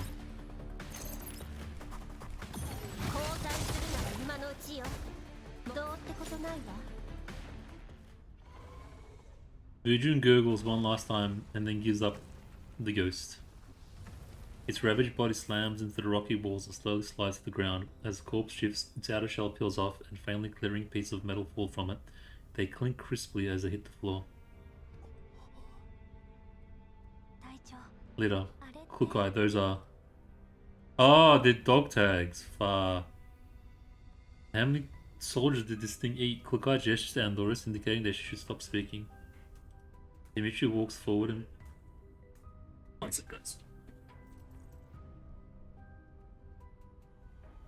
Dimitri walks forward and picks up each of the metal pieces. He says nothing. Instead, he pulls out his combat knife and plunges it into the Bujum's softly exposed innards. With each sawing stroke, he opens bigger and bigger hole in the Bujum's body, causing nauseating slime and collapsed crystals to ooze out. Wow, that's creepy. Is he trying to dismantle that Bujum? You know, like those heroes who kill dragons and eat their hearts or something? Ew, that's way too gross. Pixie's Clook Eye, I'm gonna watch the perimeter. Let me know if anything comes up. Good heavens, he's reaching in there. Is he really going to pull out its heart? Stop narrating for him, Mechty. Tsuka, stop standing around with your dicks in your hands and help me already, you two. Wait, who's got dicks? The dolls?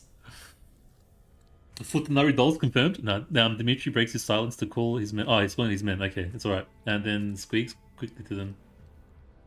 They help him enlarge the hole in the Bujum's side and Dimitri half crawls into it. After feeling around for a bit, he emerges, covered in filth, and savagely wipes the ooze off his mask. Bro, you know how much radiation was probably inside that thing? He just basically bathed himself in radiation, I feel like. Your butt. That was fucking disgusting. I don't think even the abattoir back home smelled that bad. Dolls then have... I mean, they might, bro. I mean, you could just install one. What do you mean? Why not? How hard would it be? What were you looking for? Dimitri doesn't directly answer Clook Eye's question. Instead, he cleans off the items he found inside the Bujum. Oh, what's this? It is a glass box, roughly the size one would use to hold a ring, with small fragmented cloud crystals on it. It looks like a little container. A ragged cloth is stuck inside the box. The part outside the box is unrecognizable. The only part of the fabric which retains its original color is the part near the seams. Looks like a UINC military flag. My guess is that it was used to wrap the dog tags and the box, but it's been corroded away.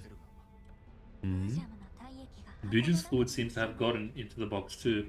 I hope what's inside is okay. But did someone put something inside the Bujum to hide it? Like as like a little... whatchamacallit?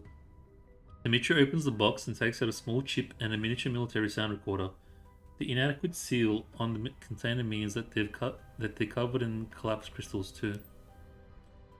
He pays it no heed and wipes the recorder down before pressing the play button on it, bro. The plot thickens. Crackle, crackle, crackle, click.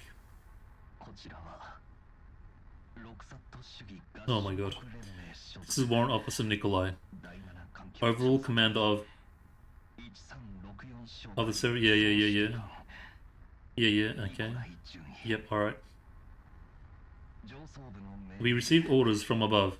Perform an environmental survey of this region. So it was him. Didn't I call this? I kind of called this. The sound from the recorder is heavily garbled. A complex mix of emotions filled Dimitri's heart as he listens to the voice of his old friend in the recording. I don't have much time. We fell victim to a planned ambush. Our comms gear and protective equipment were destroyed. The enemy, PMC called Mangi Security, and Nitos.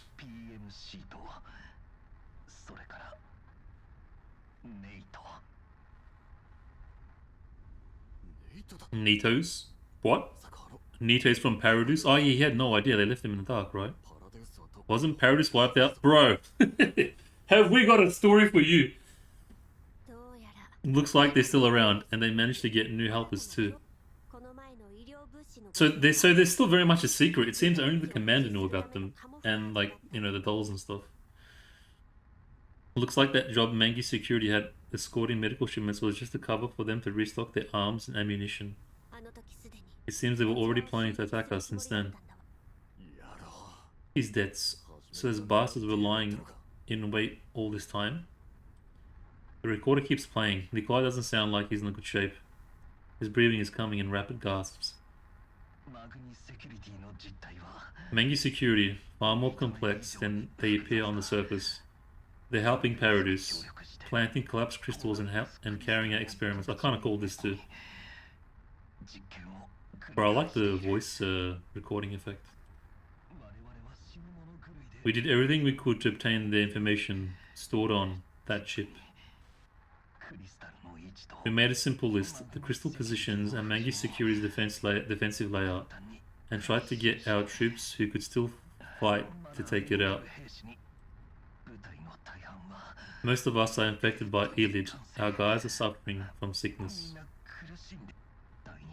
We're also almost out of ammo. We probably won't make it out of here. Look and said, Kato's welcome, how are you? Dimitri's body tenses up from anger. He is silent, but anyone near him would be able to hear his teeth grinding. Leader, Mr. Dimitri doesn't seem well. Be quiet, keep listening. The recording keeps playing, but the sound quality keeps getting worse. It seems Nikolai's body is reaching its limits too, because he's coughing non-stop. This is a warning. The purification work is under threat. The final aim of Mangi Security and the Nitos unclear, so we need to preserve this chip. For that reason, we will fight to our last breath, even if we have to do it with our bare hands. Only by fighting back against the entire world without ever stopping can we take back everything we've lost.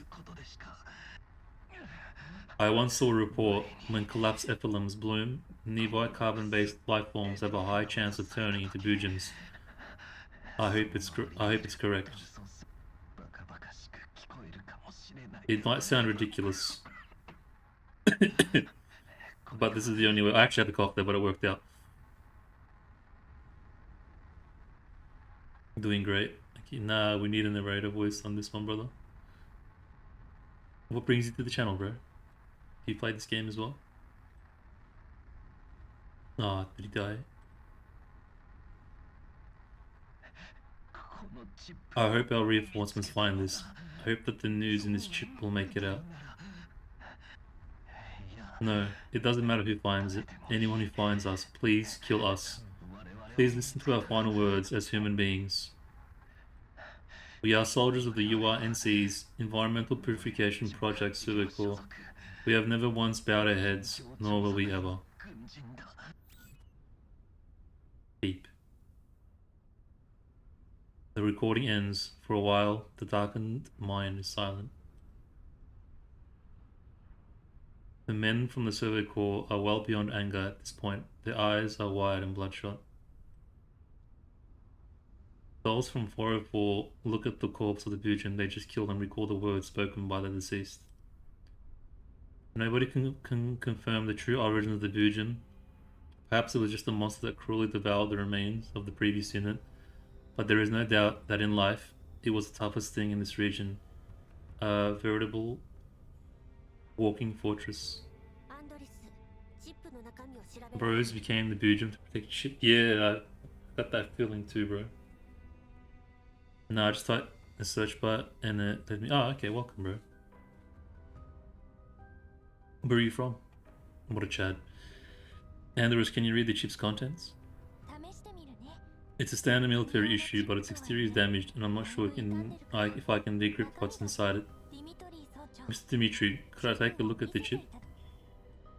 Dimitri glances at Andorus, then takes the chip out of the box and hands it over to her without a word. I can decrypt part of it, but we'll need a professional for the rest. Also, this chip is write protected, so we can't back it up its contents or transmit them. Hey Shiki, welcome bro, how are you? Hi. Just show me the parts that you can decrypt. Of course, leader. Andorus shares a portion of the data which she can decrypt with Klukai via a level 2 connection. Yeah, bro. We just got through the communication thing from the chip from the Nikolai. Are these email logs? Birds of a feather flock together, as they say. What did you find? While the embers of rage are still smoldering in Dimitri's eyes, he seems to have calmed down. We found logs of emails exchanged between Mangi Security and a company called Shesh Faben. Sex? What? It would be easy to think of them as the suppliers of the medical products you're using. However, right now they definitely don't look like an ordinary pharmaceutical company. Stop cock teasing me and get to the point. Rather crude, man. This is Dimitri. In order to progress the regional purification work, the URNC has dispatched multiple teams deep into the yellow zones to conduct environmental surveys. However, their losses are severe and the data they sent back isn't very ideal. Sorry, can't say. Yeah, that's understandable, bro. All good, bro, all good. What games do you play? Games, or what games do you play? And the causes of these casualties have been classified under sudden environmental factors and the cases have been closed, right? Yeah, well, they were partially caused by human elements like the Villegas organizations like Mangi Security. They're responsible for fewer than 15% of our team losses. Well, that's the problem. You should probably see for yourself. Look, I asked Andorus to protect the email logs. After quickly scanning through them, Dimitri's expression suddenly changes. These people are flippin' insane. They... Bliat. But whenever I see bliat like that, I just imagine like Suemi's head, you know, when she says it. After seeing Dimitri cursing out loud, the other two survey corps troopers move in to take a look. Wait, so Paradis and Mangi Security are operating in areas other than this one? I've heard of one of the locations mentioned in these files. One of my buddies who went through boot camp with me was posted there, and then I never heard from him again. This is just a part of the email logs. In all likelihood, there's more incriminating evidence of the secret activities in the parts we haven't decrypted yet. Also, while we're not exactly also, we're not sure how exactly these collapse crystals are being used. There's one thing we can be sure of from these emails. Paradise is conducting human experiments with collapse radiation. Nah. Actually, no way. Really? Serious? Nah, I had no idea. Wow, okay. Wait, okay. Whoa. Hold on, I need to process this for a second. What? Paradise is conducting human experiment? No. And those collapse crystals are used to adjust collapse radiation intensity. Their test subjects are, for the most part, deceived and brainwashed when he takes. Yeah, I had a feeling. To be fair, almost nobody knows that. I mean, but Paradise has been around for a long time though, like years before, weren't they? From like GF1? Because this is 10 years ahead of GF1, if I'm not mistaken. So weren't they a very well-known, established, and like faction or whatever from before? To be fair, Paradise did this long time. That's what I'm saying. Unless, this was done years ago, unless you're saying like this specific thing. Maybe. The base design reminds me a bit of that Secret Sewer base in Freedom Fighters game, even though it looks nothing like it. Freedom Fighters game? I'm not sure what you mean, bro.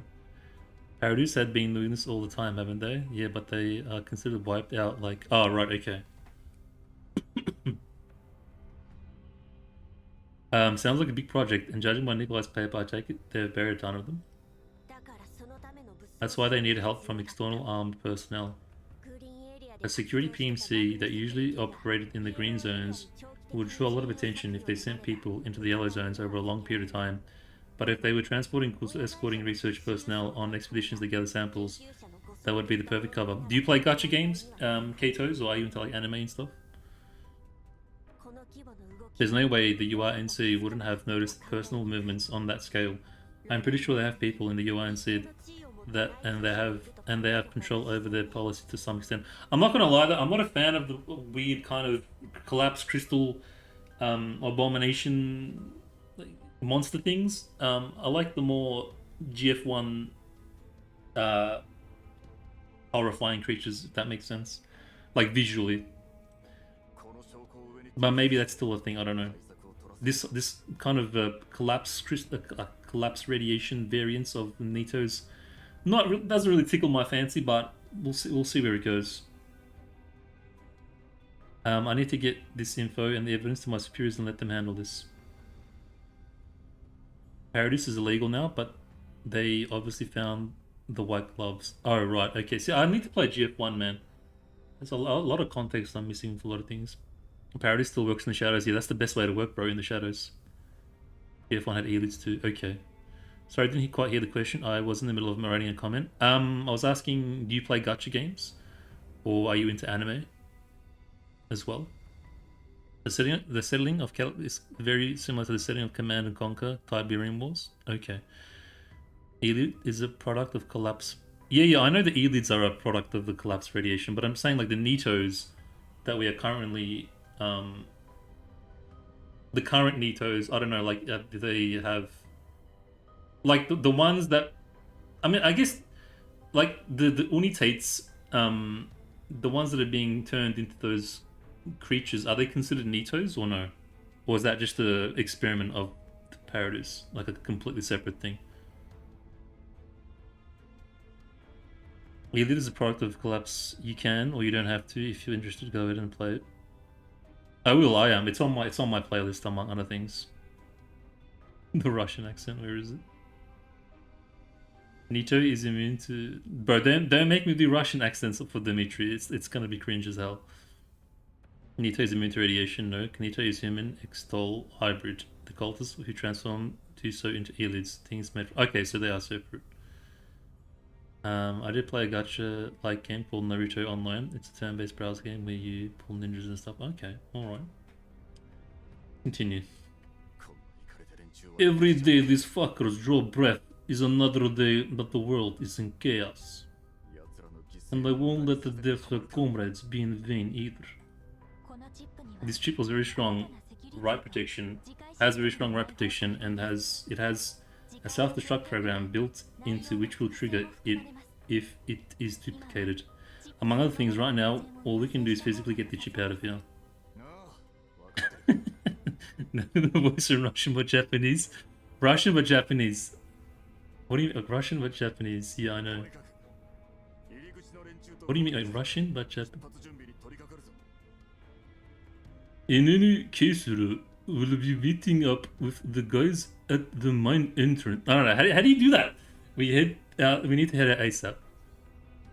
And there was hands Dimitri the chip.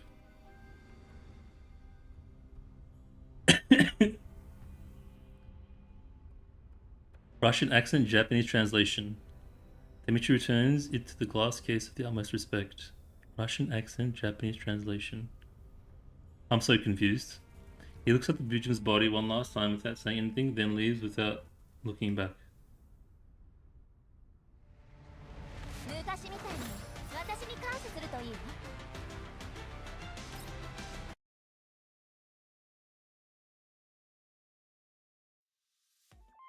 You mean like read the Japanese in Russian?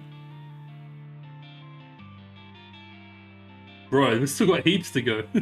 I'm like, I'll finish this tonight, yeah, no worries. I'll do these off stream.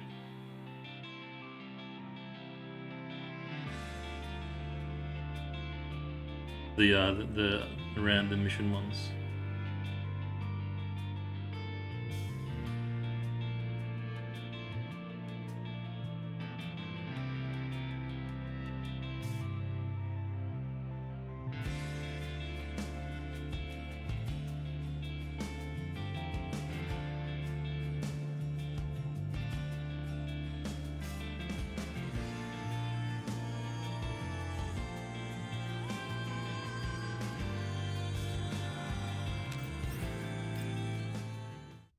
Whatever, hamburger. Okay, hold on.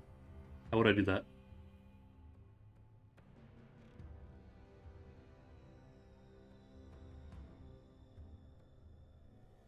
I don't know how would you even do that? Whatever, I can't even. It's hard, bro. Russian, but in Japanese. Accent. Whatever, hamburger. I don't know. I can't. Mangi security leader. Man, we've transferred the activation permissions for the collapsed crystal catalyzers. I can do. It's easier when you do it in English. I can't because I feel like Japanese is the accent in on itself. Because when I'm reading the Japanese, I'm reading it in the accent anyways. So how do you then put an additional layer of? Anyways, let's focus up. Lucifer started the stream before her colleague, then begins entering a series of commands. All the catalyzers are warming up. Wait, are you seriously going to do that? Yes, I have discretionary control over the activation. The number of activations and when they will be activated. But it's too dangerous. Given the number of crystals in the region, the radiation density is going to exceed 10,000 V bryons. Those are black zone levels. Black zone? There's a black zone? Our top priority is to recover the item. That's like ground zero probably, where the nukes actually hit. Our top priority is to recover the item and eliminate any witnesses. If we cannot recover the chip and eliminate the server core and 404 the time the deadline is reached, then this will be our fail-safe plan. I don't know if this criticism would be sound annoying, but are these characters drawn with AI? Nah, they're not. Nah, bro, it's not that bad. Relax. It's not, bro, it's nowhere near AI. What are you talking about? Whisper's response to the Mangi security officer is cold and aloof, as though this simple... Because I've done AI stuff and it looks nothing like this. And as though this simple, savage, and insane plan is one that is reserved for when there is absolutely no other choice. However, that is not the case. She silently studies the file in her neural cloud. It was written a long time ago, even before the very first catalyzer was installed. Its title is the Powehi Plan, named after the first picture humanity took of darkness. And now this darkness from the depths of space is about to descend upon the world. Depths of space? A radiation spike like that will draw the attention of the oversight department. We might be in danger too. And then make sure you succeed so that there is no need to activate the failsafe. You talk like it's so easy. I believe Shesh Fabin should have told you that I am in command of this operation. If you will not obey orders, then I'll have you replaced by someone who will. The plan will not be meaningfully impacted by the loss of one person. Also, your previous misjudgment led us to missing the best opportunity to wipe out the Survey Corps detachment in one fell swoop. You were also unable to recover the objective beforehand during your previous encounters with the Bujin, bro. You're about to get schmurdered. That Bujin moves fast and it has a wide range. We've pursued it for nearly 300 kilometers. The Mangi security officer feels a twinge of pain in his head as he thinks about the 2+ weeks he had and his men have spent chasing the Bujin. Huawei is the first image of a black hole ever taken. Oh, really? Okay. Interesting. That's funny enough, because I've actually been watching like random videos of black holes on YouTube, like simulations and stuff. It's really interesting, cool stuff.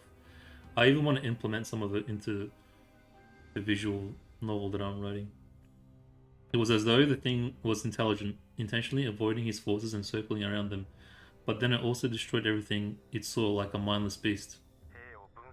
We also split off our forces to dismantle the base station and eliminate any Varjägers and bounty hunters we found. And then we also encountered the Survey Corps reinforcements after that. It is very interesting, bro. It's terrifying. It like when I watch, even if I'm watching just a YouTube video of like a black hole, it fills me with absolute terror and dread, but it's still like mesmerizing and interesting as hell. Like the sense of nothingness, absolute nothingness. It's I don't know. I can't even put into words how horrific it makes you feel. They had a good commander with them. He could have taken us out. It doesn't matter. Shesh Babin will not tolerate mistakes or the people who make them. Why you? Pardon me.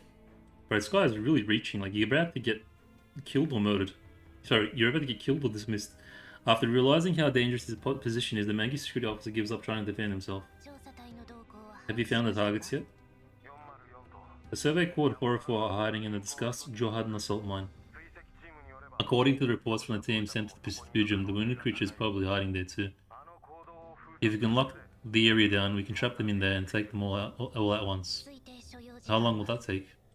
3 days at least. The interior of the Johadna mine is quite large, and we haven't surveyed it again after planting the collapsed crystals there, so we don't know the interior layout well. No, brother, you don't understand. The last one who played an anime game and said I hated the females being half naked in the game, he called me misogynistic and started insulting me for like points in his stream. He even said that I had bad spelling. But I mean, that's the kind of it kind of comes with the territory, bro. Of course, like a lot of these games are gonna have half naked. That's step one. Sex sells. That's always gonna be a thing in any game, video, car, marketing, product. You know, that's just that goes without saying. I feel like, but it's not AI though. No, I'm pretty sure it's not AI.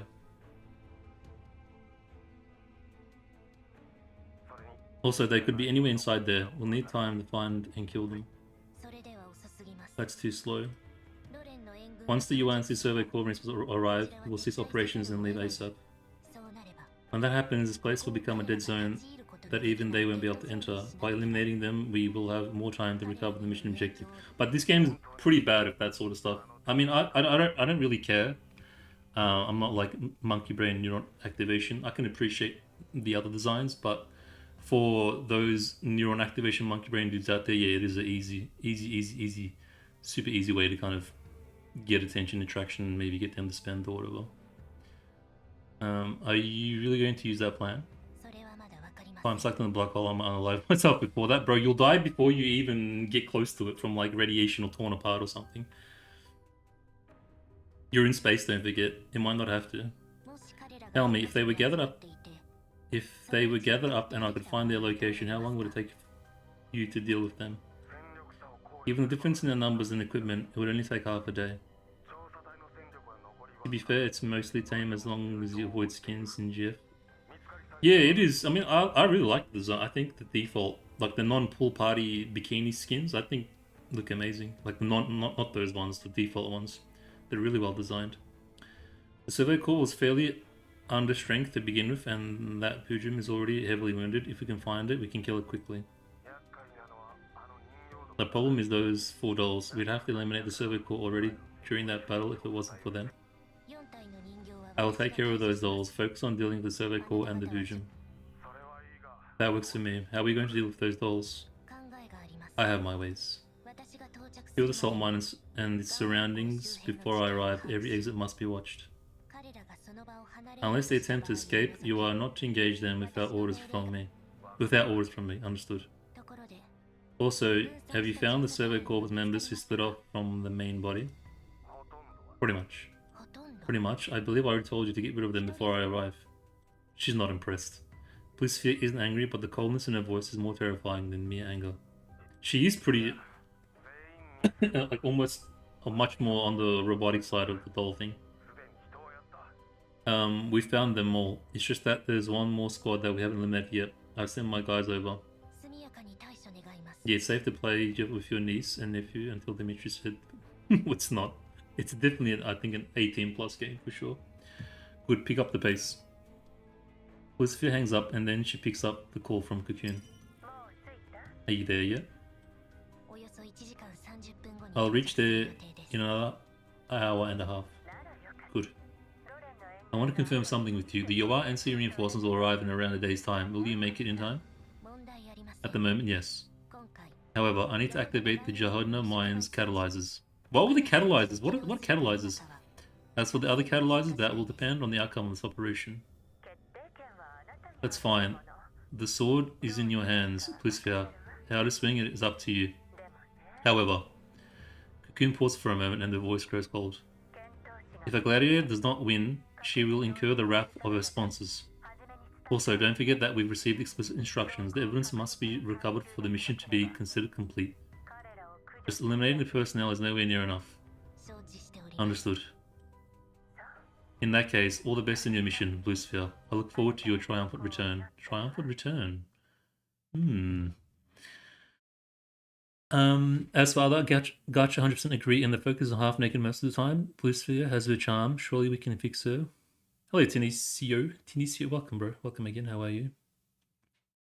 One thing I will say though, because this is my first gacha game. I never played gacha games before this. I only knew of like Genshin and Honkai and like the main ones, but I never really cared for gacha games. One thing I will say in Keito's defense though, upon embarking on GFL, you kind of like through your search history and like YouTube algorithms and whatever, like you start to get these advertisements for like other gacha games, and I will say it is ridiculous how like overly it's basically hentai, but it looks so cheap though. Like it's like so overly lewd and like sexualized that it looks ridiculously silly. I can't even take it seriously because it just looks stupid. Like, I saw some, and I'm like, it looks so cheap. It looks absolutely, I don't know, like low quality, cheap, just half naked anime girls. We like lacking substance and depth. I was like, wow, people actually play these games. But Girls Frontline is nothing like that. Girls Frontline actually looks like a quality game. Sure, it has like the skins and stuff, but that's why I emphasized before when it comes to like the whole monkey brain neuron activation. When it's overly done, it takes away from the charm of the game, in my opinion. If it's just overly constant, like nudity, sexualization, it really takes away from the charm of the game, and it just makes it feel cheap and just lacking depth overall. I just can't take it seriously when it gets to that level. But luckily, like Girls Frontline, I feel like has that nice. It's not overly ridiculous. It's just it's kind of tame in a sense. I think it's mostly grounded, even though some skins like the Niket, the Pool Party one, or the Sabrina bikini skins, sure they're a bit over the top, but it's not like in your face constantly. It's just an additional skin you can buy. Like even like the visual art, for example, the visual art in the visual novel is I don't think I've seen a single.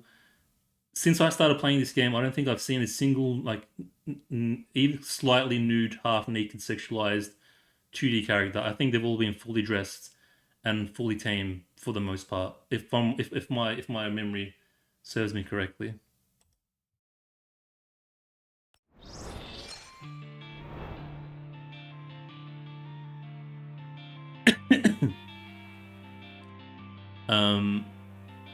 Yeah, like when it's just overly goon, it's just I can't take it seriously. It just looks stupid. Like, what am I, like a 14-year-old prepubescent kid or something? Like, who's your market audience? Who's your target audience? Well, I'm gonna open the door. It's getting hot.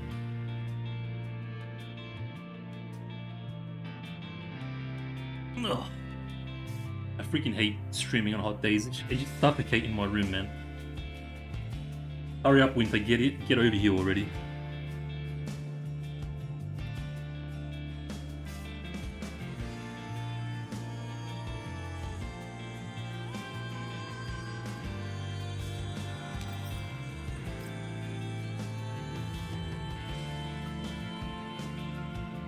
Where are those manly games like the old days? PES, Tekken, Counter-Strike. But even back in the old days, you had the odd. What was that? What was that fighting game? Like beach ball girls and stuff, like basically naked. I can't think of. You know the one I'm talking about. I can't think of it. It was a fighting game. Mika should hire you for marketing. Was it Dead or Alive? Yeah, even like Dead or Alive. They had games like that back in the day as well. It probably wasn't as common as it is now, but there was still a handful, I want to say.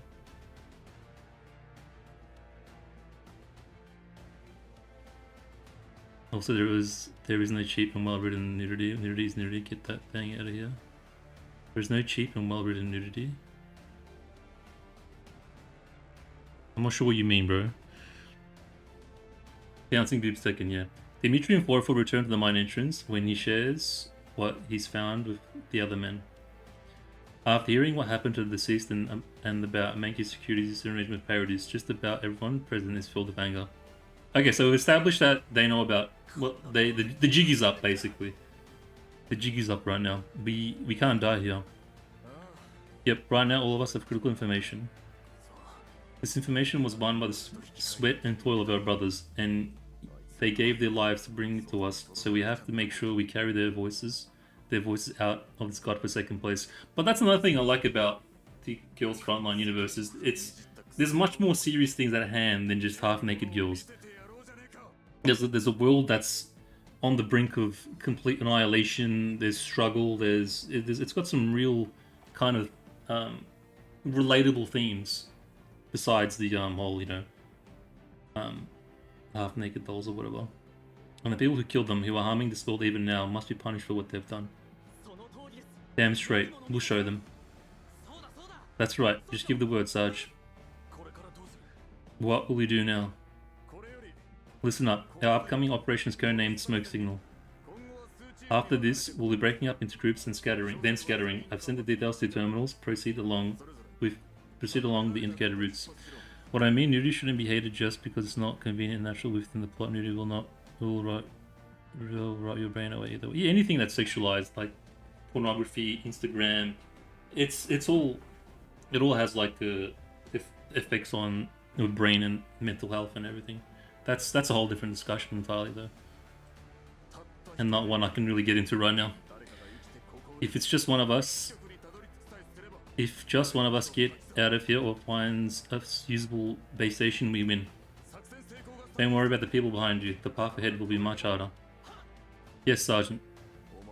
I am proud to have served with men like you. Salute! Remember, everyone, achieve your mission with all your might. Despair not till your last breath. Don't let go of your lives or your beliefs. Yes, Commander! The men are fired up by the Dimitri speech and eagerly begin. Bro, I'm fired up. Meanwhile, Dimitri heads over to the 404. For once, he doesn't look annoyed or disdainful. Instead, he hands the box containing the chip and the recorder to Kukai. Take care of this, 404. I'll arrange my best guys to go with you. You want us to hold on to this? Yeah, right now the Survey Corps is low on men and ammo. We won't be able to take those mangy bastards on in a straight fight. We'll need to find somewhere to ambush or surprise them. That's why I think giving the chip and recorder to you is the best course of action. Kukai hesitates for a moment, then accepts the box. Understood. This place is heavily radiated, and the collapse storm could occur at any time. Plus, those flippers are bound to launch an attack. So if Dimitri lowers his voice. If the guys, if you get hurt or killed, or if they stay behind to cover your escape, don't worry too much about them. Get the chip out of here. That's its top priority. You mean you're not going with us, Mr. Dimitri? Me? Hell no. Ha. I gotta lead my boys to victory, right? I mean, there's no point in the boss being on the battlefield if he doesn't do shit. But you have no chance of winning. You are, Klukai, you didn't have to be so. Dimitri doesn't flare up like usual upon hearing Klukai's flat denial, instead he laughs. Like I said, you think cats don't know shit. You think humans are dumbasses that only listen to what they want to hear? What do you mean? All of us here, down to the Salagas? That's a big word, who just enlisted, we all know the odds of making it out alive are slim. Hell, even if the reinforcements from the Servo Corps shop right now, we won't be able to contact them to get help either. It's I'm pretty damn sure those Mangi... Wow, bro, the language on them are jamming our signals, and nobody knows how many of our boys who went out to set up base stations... Bro, it's never gotten this crude before in the story. So yeah, rather than hope, we find... That's a strong one. He uses C word, bro. Even I'm like scared to use... And I'm Australian, and I'm scared to use the C word. So yeah, rather than hope we find a base station or that we can make it out into the open to contact the brass, I'd rather place my bets on your team while we do our best to ease off pressure. If you make it out, it'll be worth it. If we survive, that's a cherry on top. Remember, if you get that chip out, we win. How do they afford good Japanese voice actors that easy? Bro, the voice acting in this game is mint condition. I love the voice acting in this game. But you're really going to die, you know. It's not like with dolls. Shit, you think that we don't want to live? But you know what? When the time comes, we'll make our deaths count. None of us is going to make back down from that. The voice acting is so good, it makes the characters that much more memorable, and like you develop like a connection. Like I can still hear some of the voice lines from some of the characters, and I associate that voice and that voice line with the character. It's top notch in my opinion. The important thing is that when we die, it won't be a joke. It won't be a joke. Those flippers will share over tea and biscuits. Like my favorite was no, I'm not gonna get it. I gotta focus on the story. Oh, what the hell are you grinding your gears about? I guess tin cans will be tin cans after all. Not like it'd do you any good to understand it anyway. Just follow your orders and get the chip out. Don't worry about what happens to it. It's like anime level. It's like quality anime level, or anime level quality. Like a good anime quality. After seeing Klukai put the box away, Dimitri nods in satisfaction and heads back to his men. Listen up. We move out in half an hour. Failure is not an option for this mission. Got that? Yes, Sergeant. Beep, beep, beep. As the soldiers shout their assent, a deafening alarm fills the air and every man's collapse radiation detector glows with an ominous red light. Radiation levels rising rapidly. He's dead. What the flip is it now? Everyone, check the seals on your suits. Given the movement of the collapsed particles, over 90% of them are coming from inside the mine. Dimitri, you need to get out of here now. Yes. Now hear this operation. Smoke signal begins now. All groups, move as planned. Keep regional comms clear, and once you leave the comms range, group leaders are in charge. Yes, Sergeant. 404, as the core team, you leave within 10 minutes. Make sure you keep the chip safe, 404. Of course we will. However, just as everyone finishes their gear checks and prepares to leave, shadows in the night pour in and surround them. Their twisted bodies and savage maws are made even more fearsome by the encirclement. Where did all these elites come from? They were probably drawn here by the high level of collapsed radiation. Dimitri, take your men and pull back so you can support us. 404, prepare for battle and get ready to intercept these elites. It's getting intense.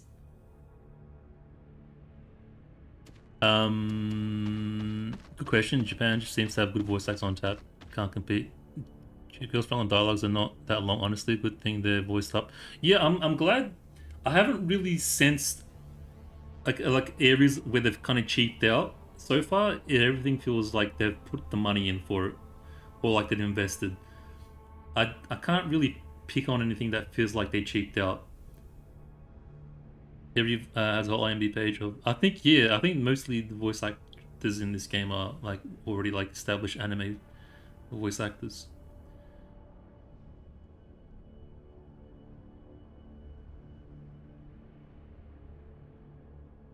Hilariously, Klukai voiced a character in Dead or Alive. Speaking of Dead or Alive,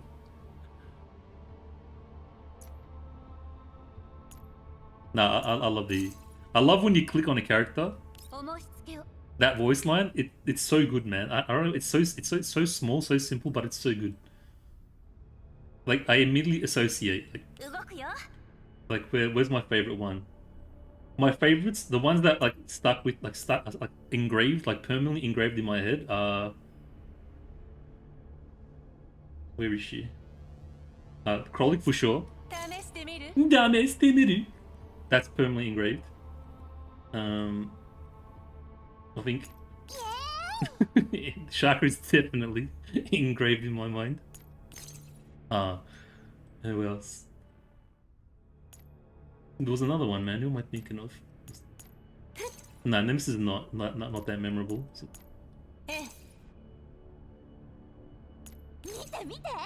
Chi is definitely very memorable.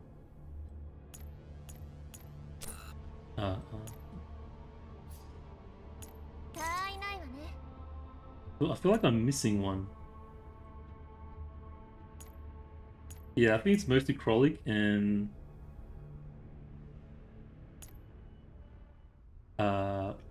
Shakri. Okay, let me just get rid of these.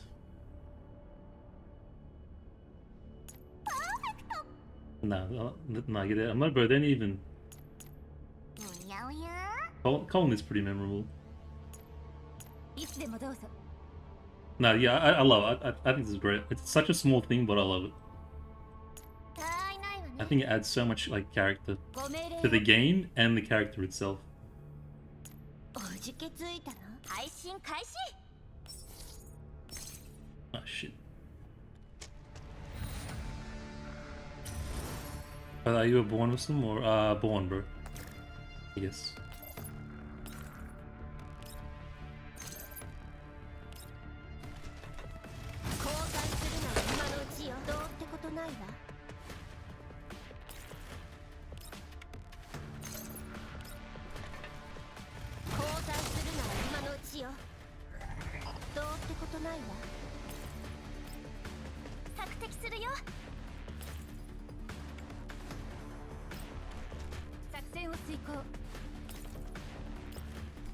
Like, out of the characters so far, I'd say Mark is very tame. Centaurus is, I reckon, pretty tame. Okay, not that angle though, you know what I mean, when she's standing up. Sabrina's pretty tame, I reckon. Like, there's like the tameness, you know what I mean? Sure, it's sexualized to a level, to a degree, but it's not like ridiculous. Default skins, anyways.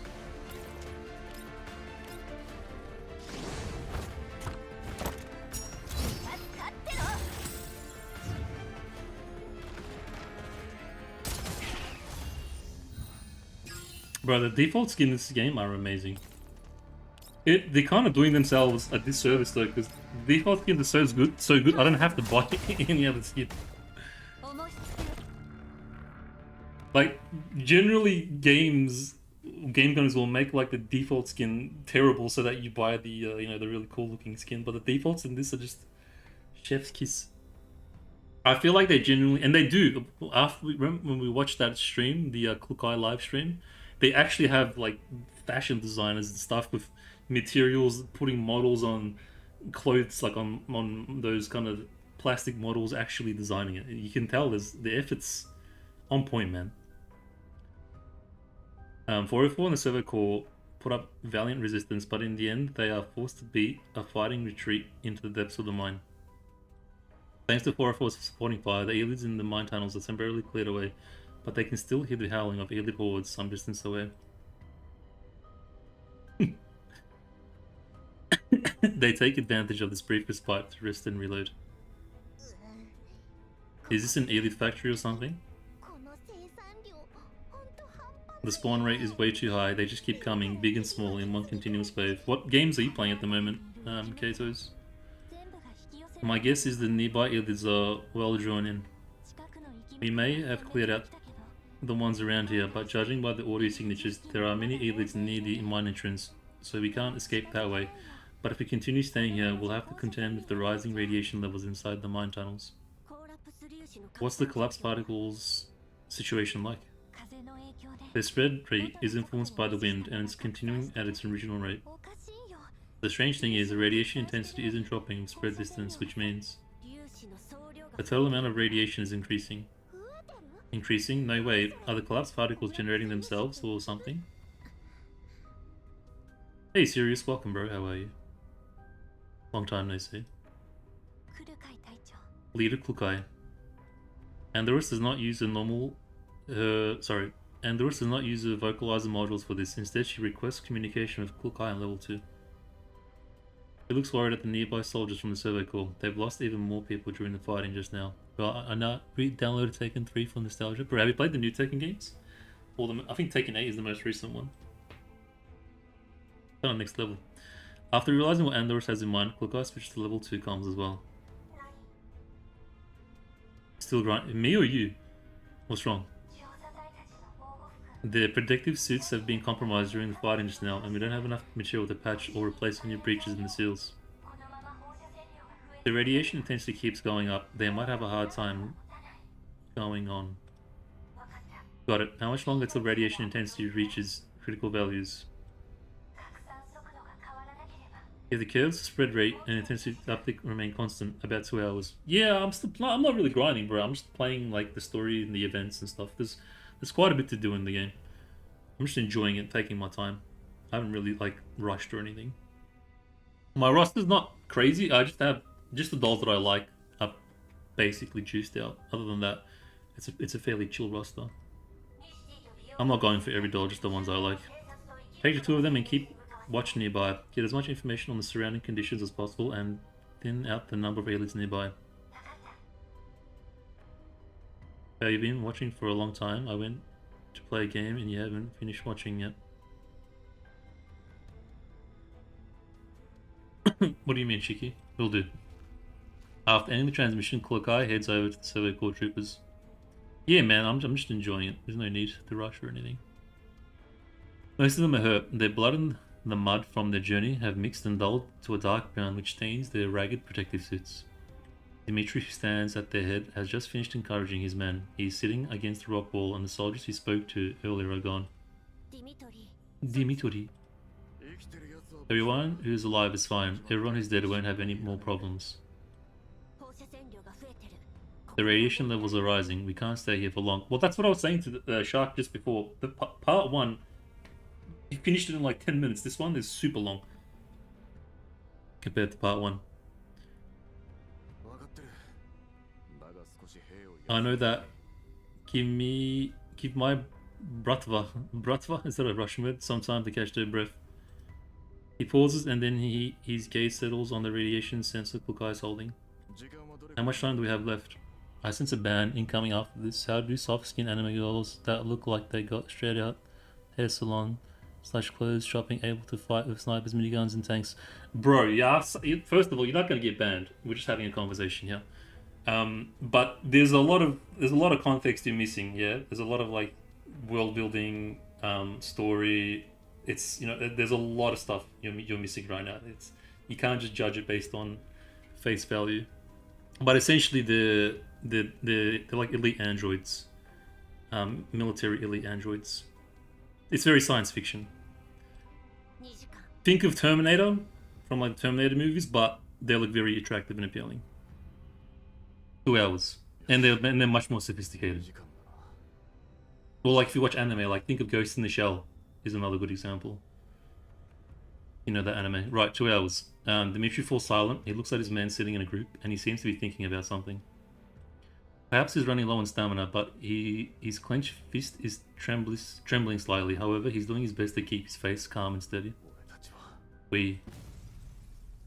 Suddenly, there is a violent shaking. Salt particles from the rock wall scatter like powdery snow. Dimitri stops talking and springs his feet from where he is leaning against the tunnel wall. Was that an earthquake?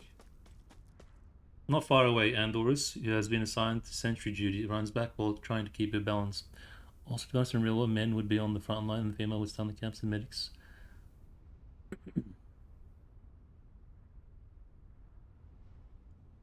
Yeah, basically what Shark said. Little Klukai, there was an explosion. And besides, the humans don't necessarily trust the robots either. An explosion. What happened? I'm not sure the exact reason, but part of those pipes on the walls, the ones built to supply the sanatorium with natural gas, appear to have ruptured. It is very likely that the pipes in other areas contained compressed gas that wasn't cleared. The elites broke the pipes, causing the gas to leak, which led to an explosion. Raised by Wolves. Actually, a better comparison would be Raised by Wolves. If anyone's seen that TV show, really good show, season 1. It would be a better comparison, I'd say. A gas leak, a single explosion couldn't have created an impact like that. True, perhaps there were multiple explosions at once. We'll need to investigate the blast site to learn the exact reason. Yeah, basically, the Terminator from Terminator 3 is a better comparison. Actually, you're right, bro. Yes, that's spot on. It never rains, but it damn well pours, doesn't it? And Doris approaches the two of them and glances at her sandspell. Well, it's not entirely bad, Mr. Dimitri. You even know the situation right now? I'm not in the mood for jokes. I thought I would ban happen when I heard the silence. Nah, bro, we're just having a conversation. As long as you're respectful and you're not being like deliberately rude or disrespectful, it's fine. We're just two people having a conversation. We don't have to shove words down each other's throats or opinions or thoughts. Raised by Wolves, Shiki. You even know? Oh yeah. This is no joke. And Doris projects the data from the sensor. The wind speed within the tunnels has slowed down, possibly because the explosions triggered a collapse inside them. As a result, the collapse particles' rate speed has slowed considerably. This way, we'll have more time to clear the elites before we leave. Of course, we'll need to think of a way to patch up your suits first. The truth is, I was thinking, the sanatorium inside the Jahodna salt mines must have been flourishing ones. In addition, parodies, unitates were active in this region. Perhaps there were some supplies left behind. Dimitri realizes he was wrong about Andoris and licks his lower lip awkwardly before clearing his throat. You're right. What I meant to say was, the dolls are always able to analyze things so clearly regardless of the current situation. Well, that's because we're machines that can only run on algorithms after all. True. Dimitri sighs in relief after hearing the good news. He scratches his head in embarrassment and his spirits seem to have lifted a little. So next up, we should go investigate what's going on in tunnels and come up to the next of the plan while looking for useful supplies. Yeah, just watch season 1, bro. Season 2 was rubbish, but season 1, it's a really good show. I really liked it. If you're into like, if you enjoy Ridley Scott's movies, like Alien and stuff, it's very reminiscent of the androids in his movies. Same kind of idea. Explores a lot of themes. I kind of want to, I really want to get into it, but it's like a whole different thing. It's basically, it's a really interesting premise. It's basically like a war between atheists and a religious society, and the atheists create these super advanced androids that look like humans that are super strong, and then they have a war, and the war between the atheists and the religious group is basically on the level of the Girls Frontline universe, where they completely destroy the planet, and the planet becomes uninhabitable. So they send, this one atheist sends, this is not a spoiler, it's just the premise, sends 2 androids, a male and a female, with two fetuses, like they're all kids, like fetuses, and the idea is that they want to send the androids and the fetuses off to a habitable planet, and the androids are going to raise the children as atheists. That's the title, Raised by Wolves, right? And that's as far as I'll go. It's obviously a lot more complicated and detailed than that.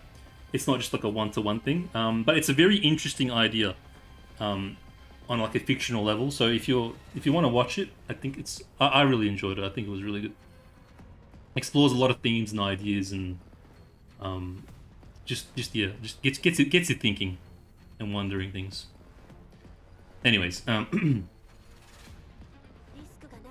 in contrast, while we dolls do face a certain degree of risk from high radiation levels, we can still move freely until radiation intensity reaches 10,000 B Bryans. Kokai doesn't directly state a desired conclusion, but Dimitri looks away and lowers his voice. We'll stay here. You can handle the scouting. Considering how many different robots are already used in warfare, I won't be surprised if battle androids will be things. 100%, bro. I don't think they'll be as advanced as say like these dolls and stuff, but I think they'd be less independent. What's the word? Like I don't think they'll be able to think for themselves just yet, or if that's possible. I don't know. Like it's a bit science fiction, but I think they'll just be kind of like following commands and orders. I don't think they'll ever reach a point of singularity, is what I mean. But I could be wrong. The aliens in the tunnels haven't been cleared. Yeah, okay, yeah. Nah, it's only our suits which are damaged. Besides, we've got our guns and our bayonets. We can hold out for a bit. Alright. Andros, contact Valka and Mechty, get them together up, and we'll be exploring the tunnels. Yeah, we'll definitely be dead by then, if that does happen.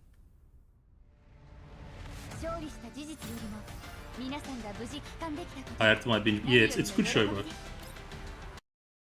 I liked it. But just don't watch season 2. It's completely rubbish. Bro, we've still got a while to go, man. What's the time? Yeah, we've still got time. Yeah, like Westworld, yeah. There's actually there's so much to there's so much science fiction out there that explores this whole android robot premise or theme. There's more than you can count, honestly. So many different versions and adaptations and approaches to that concept.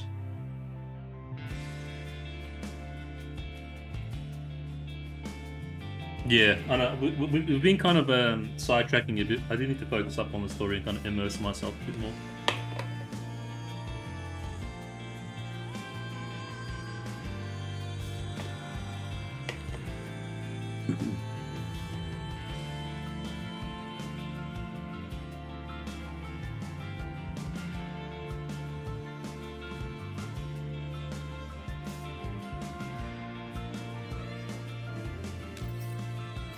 Come on, let me have some Oreos. I need to have a quick energy boost.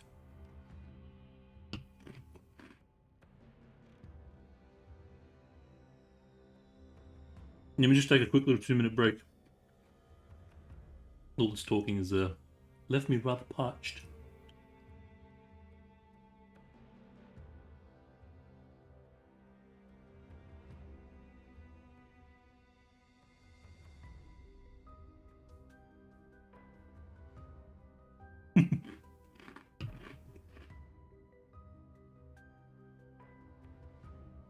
Bro, I've got water and orange juice.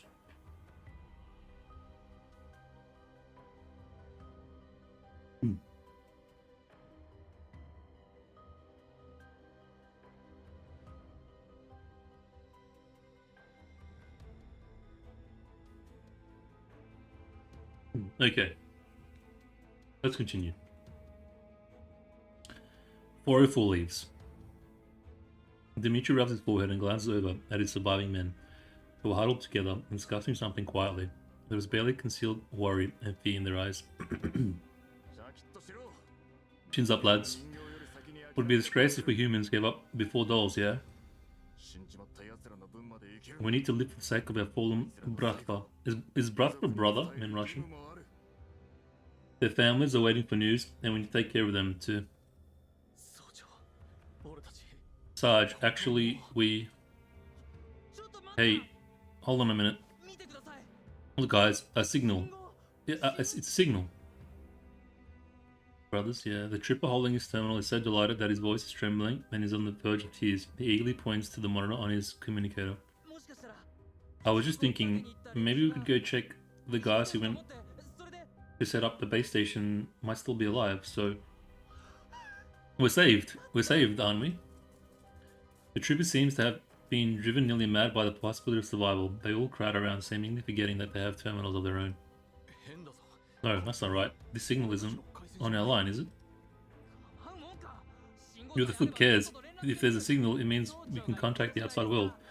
Didn't Sarge say that backup would be arriving soon? Oh yeah, true, the Elmo crew. Once we meet up with them, we don't need to fear Mangi or Paradise or whatever. Calm down. This might be an enemy trap. Will be revealed if we respond and establish a two-way communication link. Like Kato, it's a League of Legends inside joke. because I only play one character. But we can't just give up on that, right? I haven't seen my boy in half a year, Sarge. Oh, he's got a son. Just as Dimitri is torn between what to do next, the terminal which received the signal picks up an unfamiliar comms request. 5 seconds pass, but the request to pick up is still going. The monotonous dial tone echoes in the cabin, while the communication terminal's notification light keeps flashing. After thinking for a moment, Dimitri presses a few buttons on the terminal and silently shares the transmission with 404 through the regional comms frequency. After that, he hits the accept button. The communication link is successfully established, and an inorganic voice speaks over the line.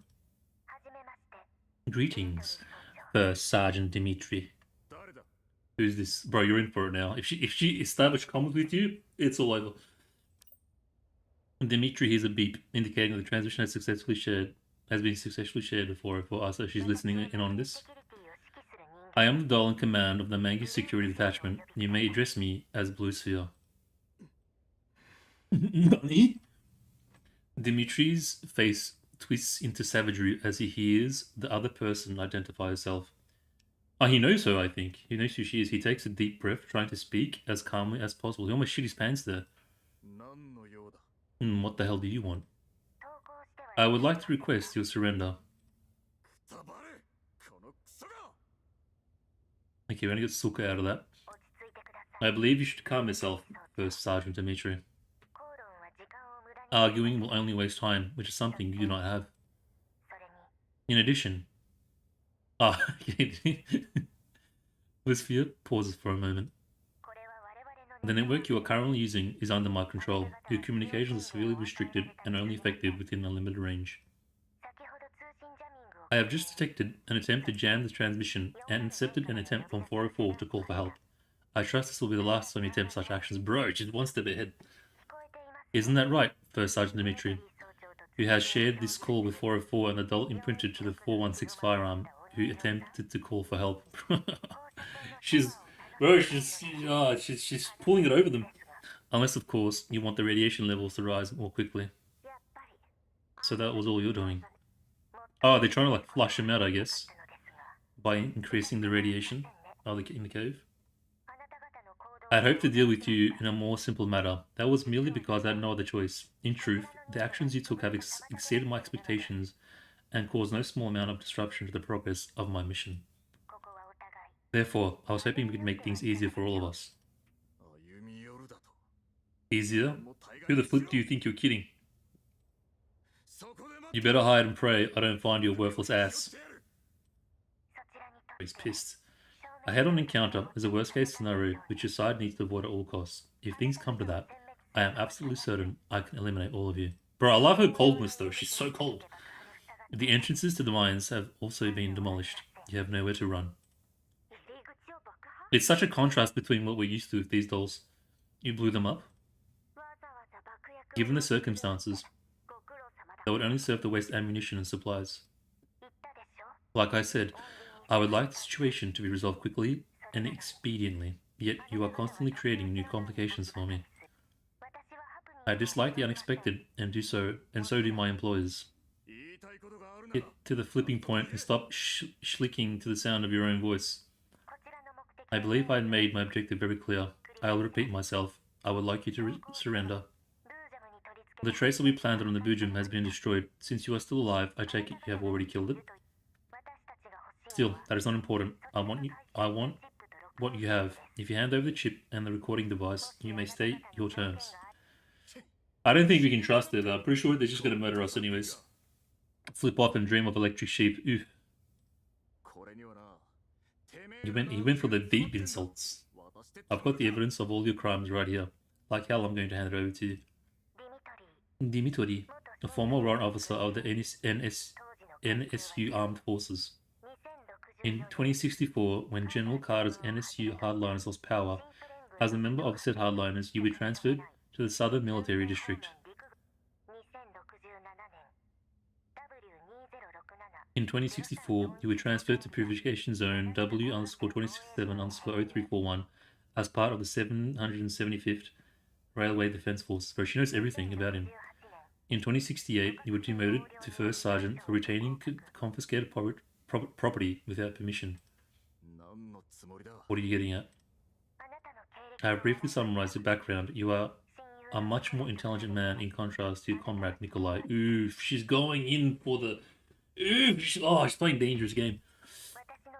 If you agree to my request, I can spare you, and I can guarantee the survival of your men. While your communications and personal freedom will be curtailed to some extent, it is preferable to death. Humans only have one life. I hope you will cherish yours. But she's so conniving, man. The hand Dimitri is holding, with the terminal with trembles. Please give me your answer within 10 minutes. The same applies to Height 404. Death is not a concern for us. Your terms are invalid. Facts. We are willing to compensate you handsomely if you will amend the terms of your commission. To my knowledge, while you are unregistered dolls affiliated with the Nompa, you are fundamentally mercenaries who work for money. My employer can match your client's price, provided you surrender to us and accept the deletion of your neural cloud logs. Hold on, wait. My employer can match your client's price, provided you surrender to us and accept the deletion of your neural cloud logs corresponding to this time period. Oh wow, okay. So basically, she wants them to completely forget everything that happened up to this point, like this whole scenario. Please give me a concrete answer and like kind of brush it under the rug. A reply in the affirmative will constitute acceptance of cooperation. Even though you are only second generation dolls, you are still dolls, and as such should not be swayed by your emotions.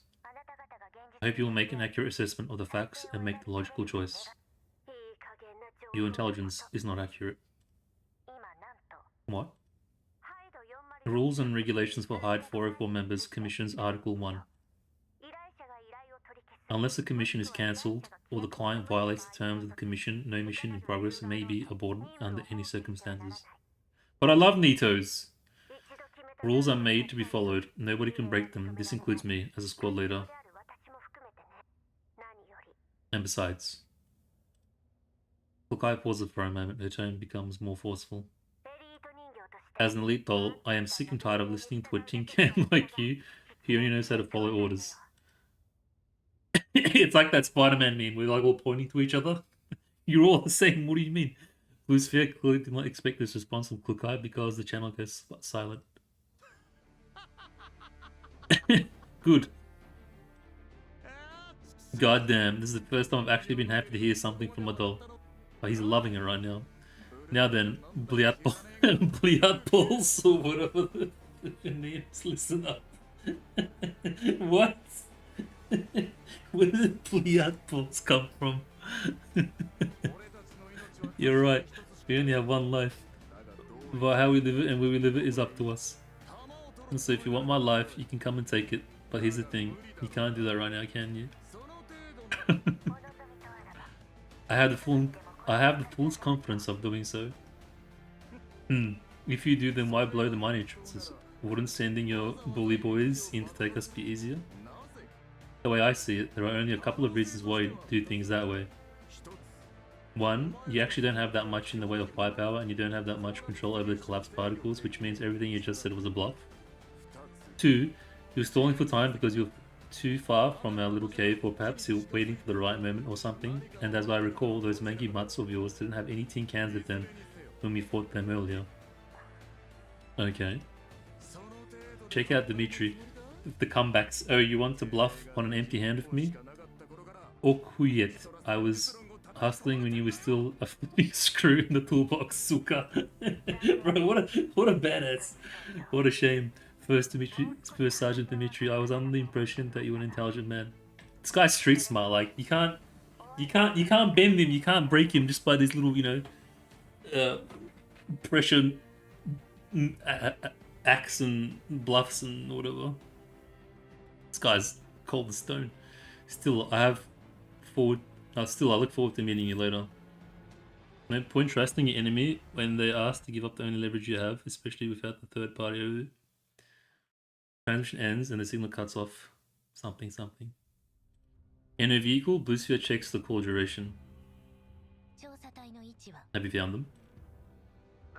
Yes, I've got their rough location locked down. I reckon what's gonna happen is it's gonna get like really close, and then the commander and the Elmo crew are gonna like intercept.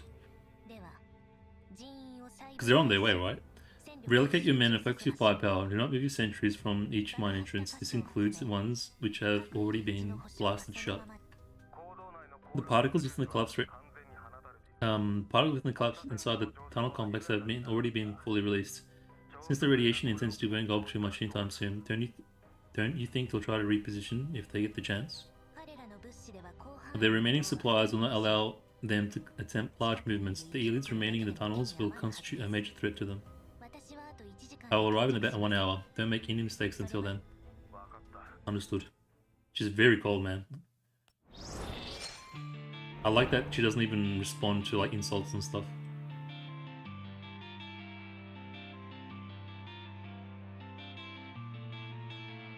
I don't want to rush it though, it's getting kind of late. I mean, I've got time, but you reckon we can finish this in an hour? I don't know. I wanna, like I said, I wanna take my time with it and enjoy it.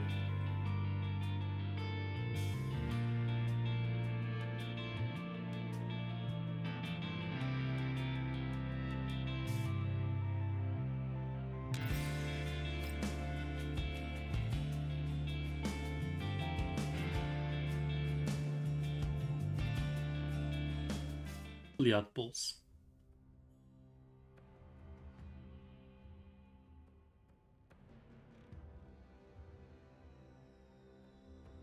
Hey, Dimitri's kinda alright, man. Dimitri's kinda alright. 404 heads over to the entrance they used to enter the mine. As expected, it's been blasted shut. Big sis. I tried clearing the rocks away, but there are too many of them and they're too big. I don't think we can get rid of them. Andoris, can you use your big gun to clear us a path? Andoris doesn't respond eagerly to Klukai like she usually does. However, she doesn't seem to have blue screened either. Clearly she's distracted by something. Andoris. Ah, is something the matter, Leader Klukai? Did you notice something? If you're having trouble processing it, you can transfer the information in your progress to me. No, I feel a little uneasy. About that transition just now, as well as the condition of the Cellular Core Troopers. They'll be fine for now. As for Blue Sphere, she just said that she'd much rather take the chip and record her directly, so we need to investigate our surroundings, replenish our supplies, and come up with a plan to hold her off and counterattack. We don't know how strong she is, but 404 needs to be ready to fight her. No, I mean, I'm worried about the effect Blue Sphere's words might have had on the troopers. It's very demoralizing. Effect? Are you talking about Blue Sphere's terms? Dimitri and I have already rejected them. We will not be cooperating with them under any circumstances. We don't negotiate with terrorists.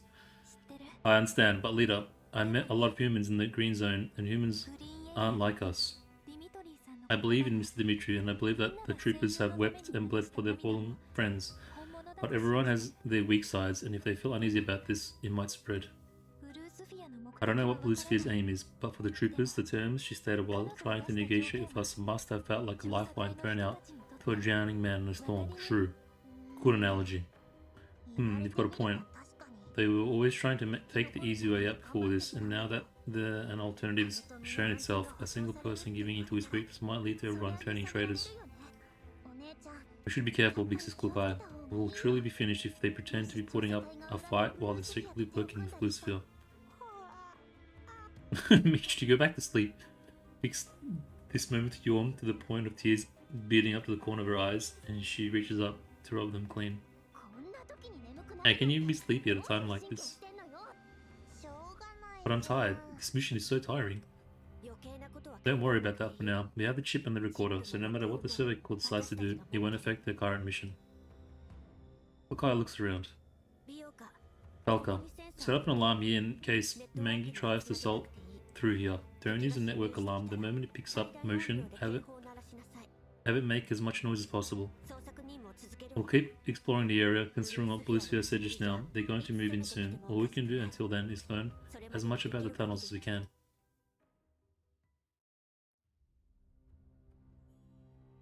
404 searches around the location of the mine sanatorium while keeping track of the time and their distance from the survey corps. They check in with them at regular intervals to share what they've learned. We've been searching for almost 2 hours, right? There's pretty much nothing here. I figure they went around clearing all that, I figured they went around clearing out all the assets in the sanatorium when they went bankrupt, so everything useful and valuable was probably taken away long ago. Looks like all that effort was for nothing. It was entirely fruitless. You're entirely fruitless. And the wrist pats a pipe beside her. These pipes still have some natural gas in them. It sells for a lot in the white zones. What is it even used for? Anyway, are we going to have the survey corps guys take off path? And besides, according to our senses, there's only a little left inside. The main storage tanks have already been emptied out, so if we try to sell this data to white zone gas companies, they'll probably turn their noses up at us. Why are we talking about this, man? Is this really, like, important right now? Well, we're actually really lucky, aren't we? We're about to be attacked by Blues, and you guys are discussing how much we can sell natural gas for. It's Leslie right, and okay, I see where you're going now. But they're all fine, even after we fought that Pujum and those elites and all. Honestly, these humans are such morons. Everything was running fine, but they didn't even bother to check the pipes before they left. Now there's all that dangerous gas in there. You just have to sniff to tell that there aren't any leaks. That's not necessarily true. Natural gas only has a smell when an odorant is added to it. It's colorless and odorless in and of itself. Nowadays, they don't use natural gas in LA zones, so most people indoors don't have anything to detect with it. That makes it fairly dangerous. Still, you don't have to worry. Natural gas only becomes explosive once it reaches a certain concentration. Considering the size of this place and the amount of stored gas, there is pretty much no chance of an explosion. Really? Andoris, we should call you Andorispedipedia or something. Oh yeah, maybe the Great Library of Andoris, like in those Isekai series. What? Isekai? Green Zone satellite cities make heavy use of natural gas, so the handbooks for cafeteria employees have detailed rules and regulations for cooking with gas. That's how I knew. Right, that's enough talk about trivia that's irrelevant to the mission. Everyone, stay alert and carry on. Upon reaching a fork in the road, Andorra suddenly comes to a halt. Hang on, leader. I found something. What is it? I've been monitoring collapse radiation intensity all this time, and the levels in this area are lower than in other places. Could it be that the collapse particles haven't spread here yet? Andorus, run a simulation on collapse particles spread rate with wind speed factored in at 5-minute intervals. Will do, leader.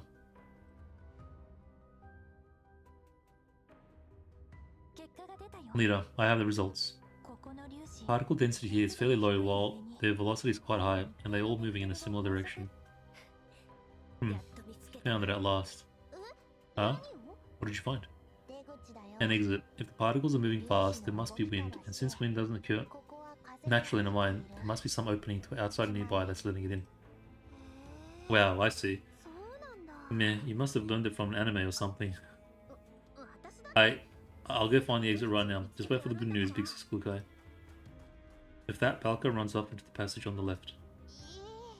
We didn't even tell her which way the wind was coming from. Hehe. Don't worry. Balka just happens to be going the right way. The words listen to instructions haven't been managed to take root in the head of hers. The guy shakes her head and continues into the left-hand passage. Andorus, head back to the previous fork and relay what you learned to the survey corps. Then meet up with us when you're done. Mechty, make up the pace we need to catch up to Belka. There are quite a lot of elites here. It'll be dangerous for her if she's alone.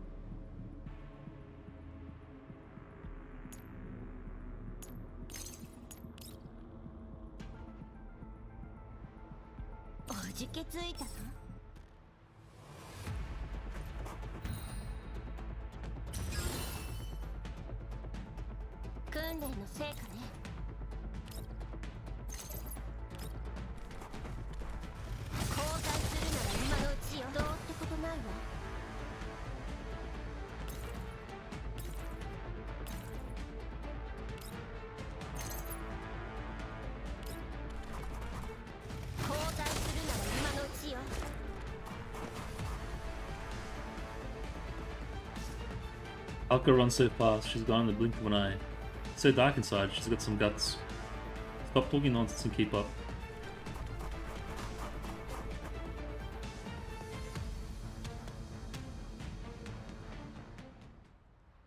Sorry if it's private, but what's your name in real life? Oh, it is pretty private, bro, but you can just call me Ash, if you like.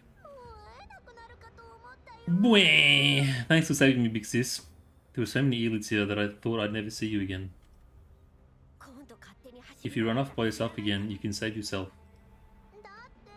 But I just want to help you, big sis. What? It's my fault now? Yeah. That's what I was intentionally trying to do when I saw that. The mailing. Bwee! The situation is now dangerous. Now is dangerous. Any mistakes could be fatal for all of us. Yep. Gotta catch them all, bro. Wait. I won't do it again. I'm sorry, big sis. Forgive me, please. After seeing that Balka seems sufficiently contrite, Kukai decides to drop the subject. A short distance away, Andorus is running toward the group after passing on her findings to the survey call. Andorus, any changes in wind speed? Yes, I've been monitoring the wind speed data. The further in we go, the higher it gets, so I'm confident that we'll find the exit soon. Good, keep going. At last, 404 reaches the end of the mine tunnel. Yeah, what the heck is this? No way. The tunnel entrance before them has almost been blocked off by the rocks, but a wooden beam has fallen to deflect the fallen stones in such a way that there is an irregular hole roughly 30 centimeters wide on the left side of the entrance. There's no light coming in through the hole, probably because it's quite a distance to the outside, but they can hear the cold night wind of the yellow zone blowing through it. Well, there's no way getting through that. Not even a midget like Mechty could do it. And there is scan the thickness of the surrounding rocks, assess the loading of the surrounding rocks and support beams, and then see if your big gun can punch through them. Understood. And there is this big gun actually part of her kit in the game and stuff, or is that just for the story? And those perform some quick measurements. Leader, I estimate I should be able to enlarge the hole to around 50 centimeters or 1 meter wide. That'll do. Also, given the crystallization on the surrounding rocks, this collapse was not caused by the demolition just now, but by something that took place a long time ago. Story? Ah, okay. That would have been badass if it was part of her kit. What does she use? Like, in the game? What weapon type? I see. Kukai looks down and thinks. That means there's a high chance this places a blind spot in Mengi's security defensive layout. If we can make this breach 1 meter wide, it'll allow us and the survey corps to escape through it. This probably isn't the right time for this, but my backup battery has only enough charge to just barely start up that big gun. It's definitely not enough for an attack, not even one. What kind of weapon is that, bro? Is it a shotgun? That thing gobs way too much power. Like, it's eaten up almost half my energy on this mission so far. It must have been hard on you, Mechty. Oh, are they sisters? Really? Assault rifle. That's kind of... Bro, how is it that it works out that the waifu of my waifu are related? Well, I'm not complaining about it here, but I do need to get Dia to improve its efficiency a little. Yeah, that's cool. You'll let them meet him first in order to do that. It's a short barrel version. I see. Okay. Cool. And Andorus head back to the fork and update them. Everyone else stand by.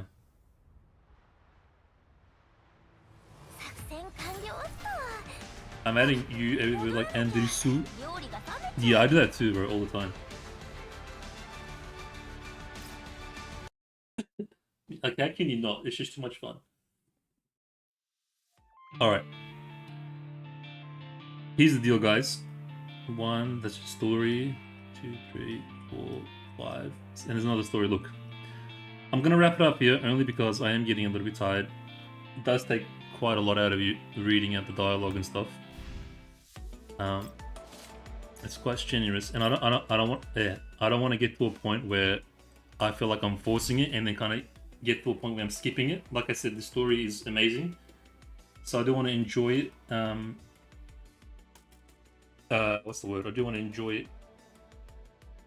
I think I just can't do words today. You know what I mean? Like, I just want to enjoy it at a good pace. I don't want to rush through it and try to beat it for the sake of finishing it.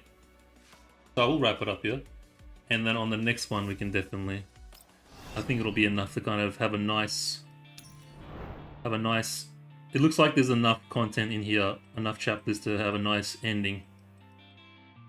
So start, middle stream, and then end stream. I think that's good. Because it's very exhausting. My neck's already starting to get pretty tense, and it's getting late too. Like I said, I don't want to have that pressure of having to wrap it up and just rush through it. I do want to enjoy it. When next stream, I'll try to do tomorrow, bro. I'll try to do tomorrow night, so we can wrap it up on the weekend. Because I do want to get it done as well at the same time. So exactly, approximately about 24 take away 5. About like 19-20 hours from now, and we'll finish the story. Because it looks like it's getting really good. Yeah, I'll do all the standard stuff anyways. But I hope you guys had fun. Kato's, welcome again, nice meeting you. You guys have a good rest of the week and a good rest of your weekend. Be safe, and I will see yous next time. Peace. Oh yeah, and Gunsmoke, don't forget Gunsmoke. If you guys don't want to be turned into spare parts, get your Gunsmokes done. I'll see you guys, peace.